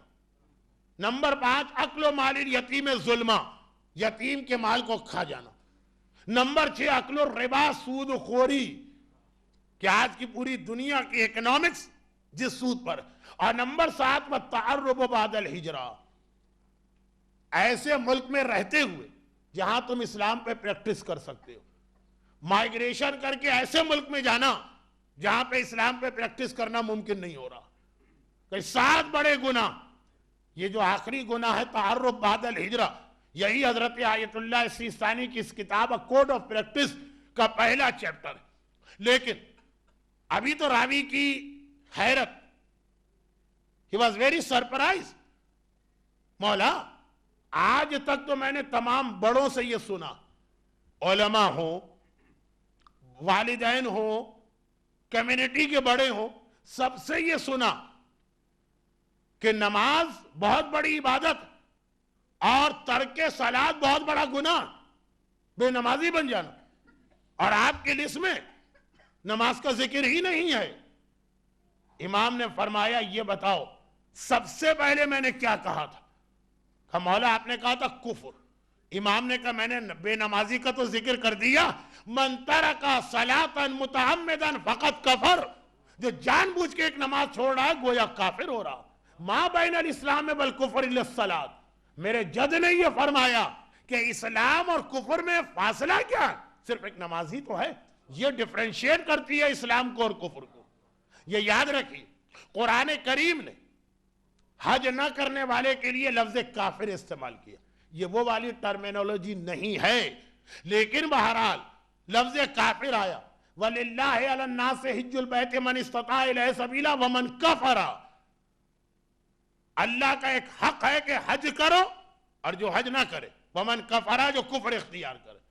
اور بے نمازی کے لیے قرآن نے لفظ مشرک استعمال کیا, اقیموا الصلاۃ ولا تکونوا من المشرکین. یہ قرآن کی آیت, نماز قائم کرو دیکھو مشرکوں میں سے نہ ہو جانا. یہ سورہ روم کی آیت ہے جو ہر سال شب قدر میں آپ تلاوت کرتے ہیں. تو اگرچہ بے نمازی اگر وہ کہے کہ میں I don't believe on نماز, تو یقیناً پکا کافر. لیکن اگر وہ نماز کے بارے میں ایسا انسلٹنگ اسٹائل اختیار نہ کرے اور نماز نہ پڑھے تو ٹھیک ہے, اکارڈنگ ٹو شریعت اسے ہم کافر نہیں مانیں گے, اس کا پسینہ نجس نہیں ہے, لیکن وہ اتنا قریب ہے کافر کے, اتنا سملر ہے کافر سے. کیوں؟ اس لیے کہ نماز ایک روٹین ریچول عبادت نہیں ہے, اس میں پورا اسلام آ گیا. البتہ جو ایکچول نماز ہے, جو صحیح نماز ہے, وہ کیسے آ گیا؟ مثلا میں نے جو حج کے حوالے سے کہا کہ آدمی حج کے اندر ایک ٹریننگ پروسیس سے گزرتا, کھانا بھی اس کی مرضی سے نہیں ہوتا, لباس بھی اس کی مرضی سے نہیں ہوتا, جگہ بھی اس کی مرضی کی نہیں ہے کہ بنگلے میں رہنا ہے کہ ٹینٹ میں رہنا ہے کہ ایئر کنڈیشن کمپاؤنڈ میں رہنا.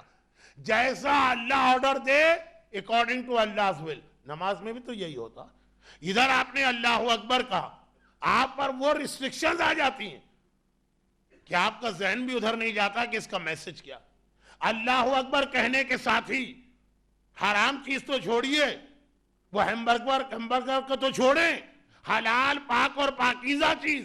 ادھر اللہ اکبر کا آپ زمزم کا پانی بھی نہیں پی سکتے, ادھر آپ نے اللہ اکبر کا حلال اور پاکیزہ غذا بھی نہیں کھا سکتے.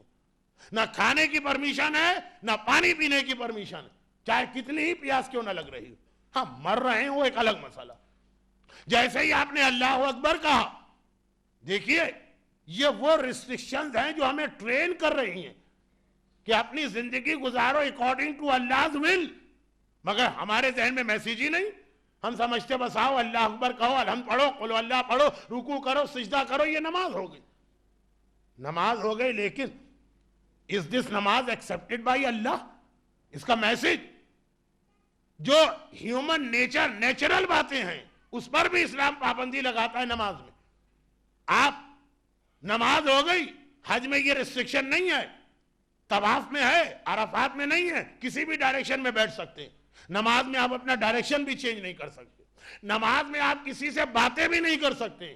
ارے باتیں کرنا تو چھوڑیں, پین کی وجہ سے اگر آپ نے آہ کہہ دی تو نماز غلط ہو سکتی.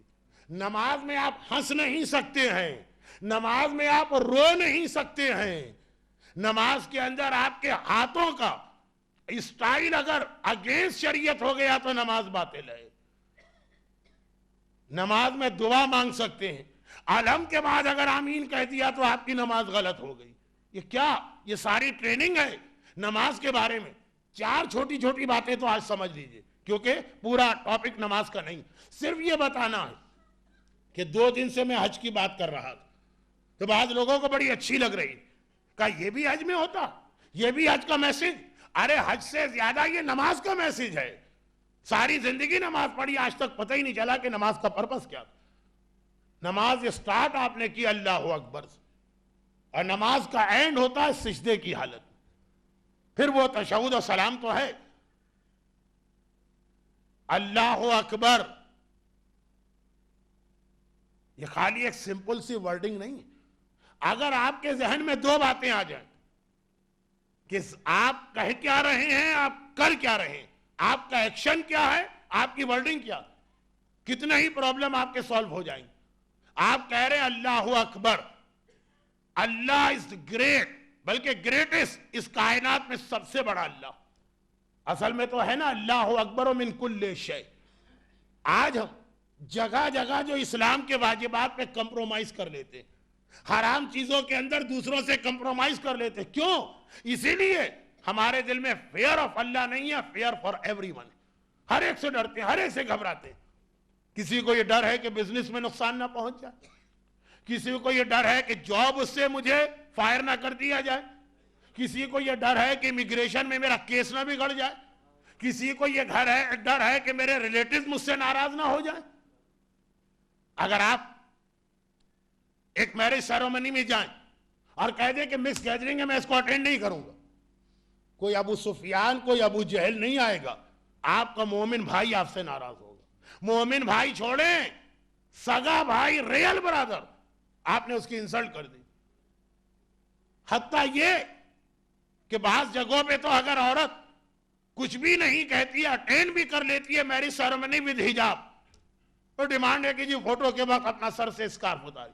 رشتے ٹوٹ جاتے. کتنی بچیوں کی شادی اس لیے نہیں ہو رہی ہے کہ وہ اسکارف پہن رہی. اب جو ہمارے یہاں کمپرومائز ہوتے ہیں وہ صرف اسی لیے ہوتے ہیں کہ ہم ایک اللہ سے نہیں ڈرتے ہیں, باقی ہر ایک سے ڈرتے ہیں. ہماری نگاہ میں یہ بڑا ہے, وہ بڑا ہے, یہ ناراض نہ ہو جائے, وہ جو ہے وہ ہمارے اگینسٹ نہ ہو جائے. ہر نماز کا میسیج ہے اللہ اکبر من کل شیء. اس کائنات میں سب سے بڑا اللہ ہے, ڈرنا اس سے ڈرو, کسی اور سے نہ ڈرو. اور خالی ورڈنگ نہیں ہے, ایکشن بھی ہے. اللہ اکبر کہتے وقت ہاتھ اٹھانا, ہاتھ اٹھا کے اللہ اکبر کہا جاتا. اس کا مطلب امام فرما رہے ہیں کہ اس کا مطلب یہ ہے کہ میں نے اللہ کی وجہ سے ہر چیز کو چھوڑ دیا, ساری چیزوں سے ہاتھ اٹھا لیا. یہ عربی کا بھی ایک محاورہ ہے اور اردو کا بھی. ہاتھ اٹھانا, لیفٹ ایوری تھنگ فار اللہ. اب نہ دولت, نہ اسٹیٹس, نہ جاب, نہ بزنس, صرف ہے تو اللہ. ڈیلی 5 دفعہ آپ کو یہ میسج دیا جا رہا. رکوع, امام علی بڑی سختی کرتے تھے مسجد کوفہ, جب لوگوں کو رکوع میں دیکھتے تھے کہتے تھے کہ بالکل اپنی کمر کو سیدھا کرو, گردن کو اسٹریچ, تھوڑا کھینچ کے رکھو.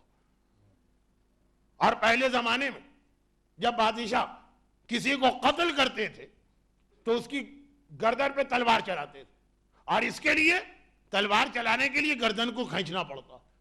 امام علی فرماتے ہیں کہ رکوع اس طرح کرو کہ اپنی گردن اسٹریچ, ذرا کھینچ کے رکھو. کہا مولا اس کی لاجک کیا؟ کہا یہ تمہارا میسیج ہے کہ اے خدا, تیرے لیے گردن ابھی سے حاضر ہے, اگر تجھ کو اوبے کرنے میں میری گردن بھی کٹ جائے تو میں اس کے لیے تیار. ہر نماز کے اندر, ہر رکعت کے اندر, اگر آپ 17 رکعت نماز ڈیلی پڑھ رہے ہیں, 17 ٹائمز یہ میسیج آپ دے رہے ہیں کہ اے اللہ, یہ میری گردن تیرے نام پر حاضر ہے, اگر یہ کٹ جاتی ہے تو میں اس کے لیے تیار. لیکن 2 پاؤنڈ چھوڑنے کو تیار نہیں ہوں اگر حلال حرام کا چکر آ جاتا. ایک داڑھی رکھنے کو تیار نہیں ہوں اگر شریعت کی بات آ جاتی. اے خدا, عورت کہتی ہے کہ میں اپنی گردن تیرے نام پہ دوں گی, لیکن بال چھپانے کو تیار نہیں. گردن لے جاؤ تو بیکار چیز ہے, کس کام کے لے جاؤ. ہر نماز میں, ہر نماز کی ہر رکوع میں. اور یہ دیکھیے میسج 2 دفعہ ہم کو ملتا. دوسری طرف, اور یہ دونوں آگے چل کر مل جائیں گے ایک مجلس میں, دوسری طرف ہمارے 8ویں امام امام علی ابن موسیٰ رضا علیہ السلام کی ایک ہیبٹ تھی کہ جب کبھی اپنے پوتے کا ذکر کرتے تھے, دادا اپنے پوتے کا ذکر کر رہا, بلکہ not grandson, great grandson, پر پوتے کا, زمانے کے امام کا, تو کھڑے ہو کے اپنے سر پہ ہاتھ رکھتے ہیں. مولا یہ کس لیے؟ کہا کہ ابھی سے یہ میسیج ہے اس امام کے لیے کہ آپ کے نام پہ یہ سر بھی حاضر, ہم ہر سیکریفائس دیں گے, آپ آ تو جائیے. یہ ایک میسیج ہوتا, لیکن وہ امام کے لیے جو میسیج ہے وہ بعد میں آئے گا. نہ اللہ کے لیے تو ہر نماز میں سجدہ. راوی نے کہا مولا اتنا بتا دیجئے کہ نماز میں 2 سجدے کیوں, 2 سجدے کیوں؟ رکوع ایک ہے, سجدے 2 کیوں؟ رکوع ایک ہے اس لیے کہ آدمی کی زندگی ایک ہے, آدمی کا سر ایک ہے, ایک بار اللہ کے لیے دے دیا. رکوع سجدے 2 کیوں؟ کہا کہ اس کے اندر ایک میسیج ہے, اگرچہ اس کے اندر کئی میسیج ہیں. میں نے کل کہا تھا ملٹی پرپز عبادت ہے, ہر عبادت. ایک تو میسیج یہی ہے کہ جب آپ نے کہا تھا اللہ اکبر تو آپ کھڑے تھے کہ اللہ سب سے بڑا, اور جب اپنی بات آئی تو آپ زمین پہ گر پڑے, ڈاؤن ٹو ارتھ. انگریزی کا بھی ایک محاورہ, انتہائی ہمبل کیا ہے, خدا تیرے سامنے نتھنگ. چاہے میں ملینر ہوں, چاہے میں بلینر ہوں, چاہے میرا کتنا ہی 2 ملین کا مکان کیوں نہ ہو, چاہے مرسیڈیز گاڑی ہی کیوں نہ ہو. ہاں اگر آپ کو چیریٹی کی وجہ سے مل رہی ہے بڑی خوشی سے بیٹھیے گا اسے, لیکن واؤچر خریدتے وقت انٹینشن چیریٹی اور ڈونیشن کی ہو.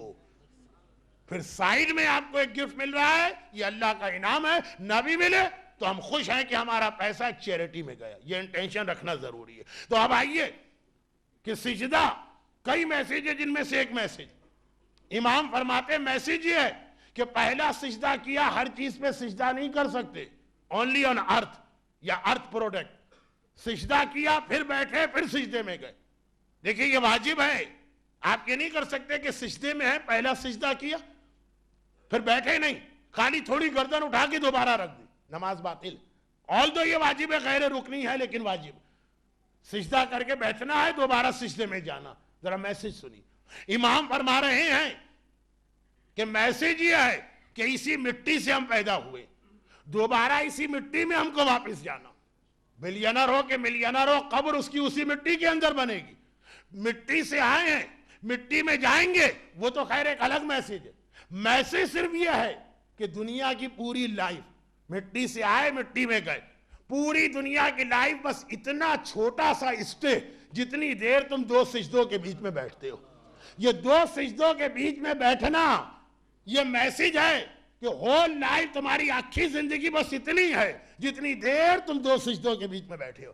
آئے وہاں سے ہو, واپس وہیں جانا ہے, اتنی سی دیر کے اسٹے کے لیے فراڈ, چیٹنگ, دوسروں پہ ظلم, والدین کا حق ادا نہ کرنا, وائف کے اوپر وائلنس, مومن کی غیبت, خمس کو روک کے رکھ لینا, اور پھر معلوم ہوا ہر نماز میں پہنچ رہے.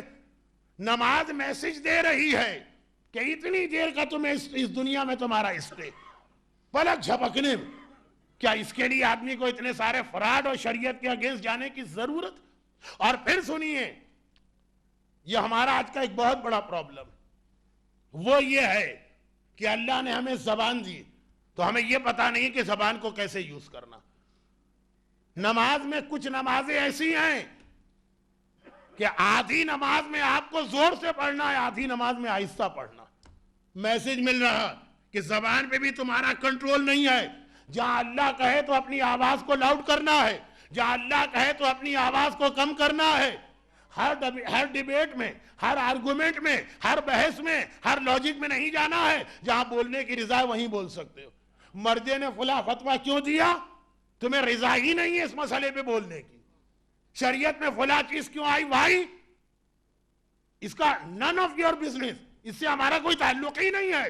ہر نماز ہمیں پریکٹس کراتی ہے, ہر نماز, کہ کہاں پہ زور سے بولنا, کہاں آہستہ بولنا, کہاں اپنی آواز دوسرے کو سنانا ہے, کہاں اپنی آواز کو دوسرے سے چھپانا ہے. اور پھر جو پہلی بات تھی, اسلام جو پہلی مجلس کا پہلا واقعہ, یہ سٹوری تھی. آج 3ری مجلس میں اس کو بیان کر کے ٹاپک کے ایک حصے کو کمپلیٹ کر رہا ہوں. نماز is a complete training, a complete code of practice for every Muslim.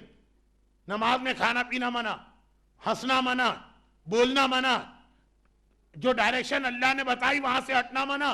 جہاں پہ آواز کو لاؤڈ کیا وہاں پہ آواز کو سلو کر لو تو نماز باطل. جہاں پہ آواز کو سلو کرنا ہے وہاں پہ لاؤڈ بولو تو نماز غلط. نماز میں اپنی مرضی کا لباس نہیں چلے گا. خالی حج میں کلوتھنگ اللہ کی نہیں ہے, نماز میں بھی اللہ کی. لیڈیز کے حجاب کے علاوہ مرد نماز کا وقت آیا بیلٹ اتار کے رکھ دی. اب اس وقت ڈیفرنٹ مراجع کے فتوے نہیں بیان ہو رہے کہ آیت اللہ سیستانی نے اس کی رضا دی ہے, کہ آیت اللہ کوئی نے اس کو منع کیا, لیکن مسئلہ یہی ہے بیلٹ نکال کے رکھ دی, ویلٹ نکال کے رکھ دیا, لیدر جیکٹ ہے اس کو اتار کے رکھ دیا. کیوں؟ کہ نماز پڑھ رہے ہیں. نماز کے اندر لباس اپنی مرضی کا نہیں چلے گا, ہر جگہ پہن کے جائیں گے. نماز میں کلوتھنگ وہ ہے جو اللہ چاہے گا. ہر جگہ نماز پڑھ بھی نہیں سکتے. نماز جہاں پڑھیں آپ جا کے مدرسے میں دیکھیے اس جگہ کی کچھ کنڈیشن ہے, 5 ہے کہ 6 ہیں کہ 7, جس میں ایک اسپیشل کنڈیشن ہے. مکس گیدرنگ کو پروموٹ کرنے والوں, نماز کی ایک اسپیشل کنڈیشن ہے کہ جب نماز پڑھ لو یعنی ٹوارڈز اللہ, مرد ہے تو عورت اس کے قریب میں نہ ہو, عورت ہے تو مرد اس کے قریب میں نہ ہو. ایک ڈسٹینس بتایا گیا, ٹھیک ہے وہ سمبولک ڈسٹینس ہے آیت اللہ خوئی کے فتوے میں, ایک بالش. مگر آیت اللہ سیستانی تو فرماتے احتیاط واجب یہ ہے کہ تقریباً 15 فٹ کا فاصلہ ہونا چاہیے عورت اور مرد میں اگر ایک جگہ پر. ہاں اگر ڈیفرنٹ کمرے میں ہے تو کوئی بات نہیں. نماز خالی ایک ریچل نہیں ہے کہ آئے مہر اٹھائی کھڑے ہو گئے پیش نماز کے پیچھے اور ختم کر دی نماز. بولنا, پہننا, رہنا, بیٹھنا, عورت اور مرد کے حوالے سے میسج, یہ سب نماز کے اندر ہے. اگر ہم نماز کی فلسفی پر روزانہ غور کریں, ایک بار نہیں 5 بار, اور یہی جواب امام نے نماز کے لیے بھی دیا. اینڈ میری گفتگو کا اینڈ یہی رپلائی امام کا نماز کے لیے بھی تھا.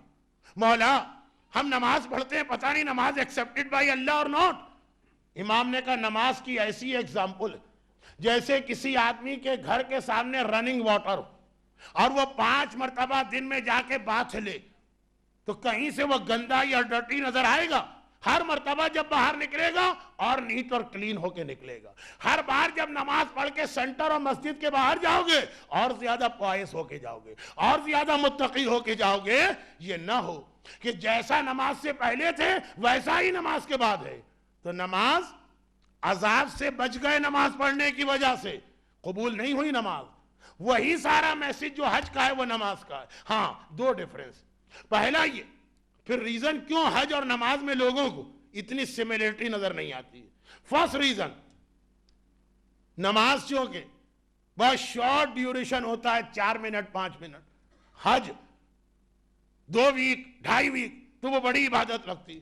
لیکن شاید اس سے زیادہ بڑا ریزن وہ ہے کہ نماز میں غلطیوں پہ غلطیاں کرو تو خالی گناہ ہوتا. یہ چھوٹا ورڈ نہیں ہے لیکن پبلک کا جو ایک ہے امپریشن, حج میں غلطی کرو تو بکرا واجب ہو جاتا.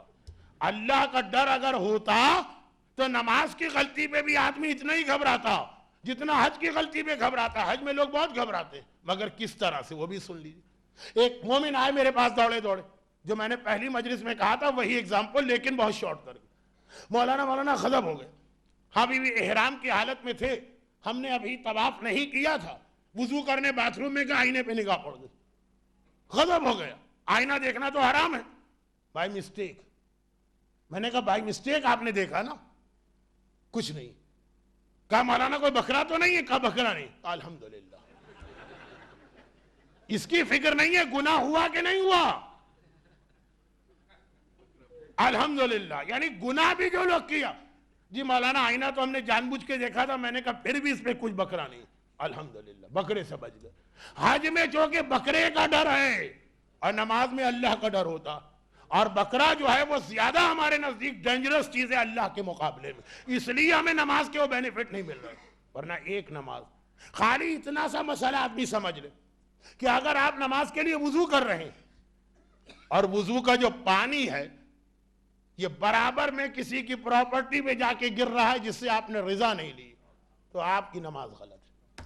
خالی وہ پانی گر رہا ہے, نہ آپ اس کی جگہ کھڑے, نہ آپ اس کی جگہ, نہ آپ نے اس کا پانی یوز کیا, نہ آپ وہاں پہ نماز پڑھنے جا رہے ہیں. پانی آپ کا ہے, جگہ آپ کی ہے, آنر آپ ہیں. خالی وہ پانی کے ڈراپس, رننگ واٹر میں ڈراپس اس کی پراپرٹی میں گر رہے ہیں. آپ کا وضو گیا تو نماز گئی. اور یہ بھی ون آف دا ریزن تھا یہ بتانا کہ نماز مومن اور مسلمان کے حق کو کیسے بتاتی ہے. یہ بھی ون آف دا ریزن تھا کہ کربلا میں جب آقا حسین پہنچے تو سب سے پہلا کام یہ کیا کربلا کی زمین کو پرچیز کیا. سب سے پہلا کام زمین کربلا پرچیز کی جائے گی. آج وہ ڈیٹ آ گئی کہ جس ڈیٹ کو میرا آقا میدان کربلا میں پہنچا. عزاداروں اب سے تھوڑی دیر پہلے جسٹ بیفور سن سیٹ حسین کا قافلہ جو مکے سے کوفہ جا رہا تھا اور راستے میں حر کی وجہ سے ڈائیورٹ کیا گیا, وہ چل رہا ہے چلتے چلتے حسین کی سواری نے ٹھوکر کھائی اور ذوالجناح رک گیا. اب ذوالجناح آگے نہیں بڑھ رہا. میرا آقا تو امام ہے اور امام غیب کی باتیں جانتا, لیکن باقی لوگوں کو تو نہیں معلوم نا. آقا نے کہا عباس شاید ذوالجناح بہت تھک گیا ہے, میری سواری کا جانور بدلو. دوسرا جانور آیا, وہ بھی آگے نہیں بڑھا. مقتل میں لکھا ہے کہ 7 مرتبہ حسین نے اپنی سواری کا جانور بدلا اور کوئی جانور آگے نہیں بڑھ رہا.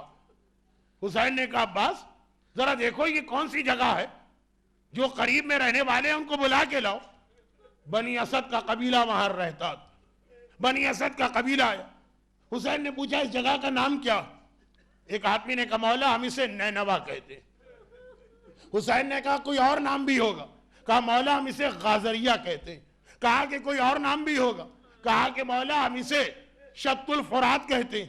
کہا کوئی اور نام بھی ہوگا؟ کہا کہ ہم اسے بابل بھی کہتے ہیں. کہا نہیں کوئی اور نام بھی ہوگا. اب سب ایک دوسرے کو دیکھنے لگے. مولا ہمیں تو اتنے ہی نام معلوم ہیں, مگر قبیلے کا جو سب سے بوڑھا آدمی تھا اس نے کہا کہ میں نے اپنے بچپنے میں سنا تھا ہمارے بزرگ اسے کرب و بلا بھی کہتے تھے. حسین نے کہا بس یہیں پہ ہمارا قافلہ رکے گا. عباس سواریوں کو بٹھا دو, سیداریوں کے خیمے لگا دو. وہ بوڑھا گھبرا گیا. کہا فرزند رسول یہاں پہ اسٹے نہ کریں, ہمارے بزرگوں نے یہ بھی بتایا ہے کہ جب کوئی نبی یہاں سے گزرا, کوئی نبی کا بیٹا یہاں سے گزرا, اس کے بدن سے خون ضرور نکلا. حسین نے کہا تم نے خالی بزرگوں سے سنا ہے اور مجھے میرا نانا بتا چکا ہے میرے اکبر پہ کیا گزرے گی, میرے قاسم پہ کیا گزرے گی. ارے میرا لاشا کس طرح یہاں پڑا رہے گا. ہمیں یہیں ٹھہرنا ہے, ہمیں یہیں اسٹے کرنا ہے. خیمے لگاؤ. خیمے لگائے گئے. سیدانیوں کو خیمے میں جیسے ہی پہنچایا گیا, ایک بار زینب نے کہا اما فضہ ذرا میرے بھیا کو بلا کے لانا. حسین خیمے میں آئے. زینب ابھی مجھے بہت اہم کام کرنا ہے, باتیں بعد میں ہو جائیں گی. کہا نہیں بھیا میں نے تو صرف اس لیے بلایا ہے کہ یہاں پہ خیمے نہ لگا. جب اسے میں اپنے خیمے میں آئی ہوں کسی بی بی کے رونے کی آواز سن رہی ہوں. حسین نے کہا زینب کیا یہ آواز پہچانی بھی نہیں؟ ارے یہ کوئی اور نہیں ہے, یہ میری ماں فاطمہ زہرا ہے جو میرے ساتھ کربلا میں آئی ہے اور اسے پتا ہے کربلا میرے لال کا مقتل ہے. اور یہ کہے کہ میرا مولا باہر آیا. قبیلہ بنی اسد کے لوگ کھڑے. حسین نے کہا میں اپنے خیمے میں نہیں جاؤں گا, پہلے اس زمین کو تم سے خریدنا چاہتا ہوں. بنی اسد کے لوگوں نے کہا مولا خریدنا کیا, آپ ہمارے مہمان ہیں, جتنے دن چاہے یہاں مہمان بن کے رہیے. حسین نے کہا نہیں, 2 دن 4 دن ویک 2 ویک کا اسٹے نہیں ہے, اب تو ہمیں قیامت تک یہیں رہنا ہے. جو بازار کی قیمت ہے مارکیٹ ویلیو سے زمین بیچو, لیکن 2 میری شرطیں ہیں. عزادارو حسین کربلا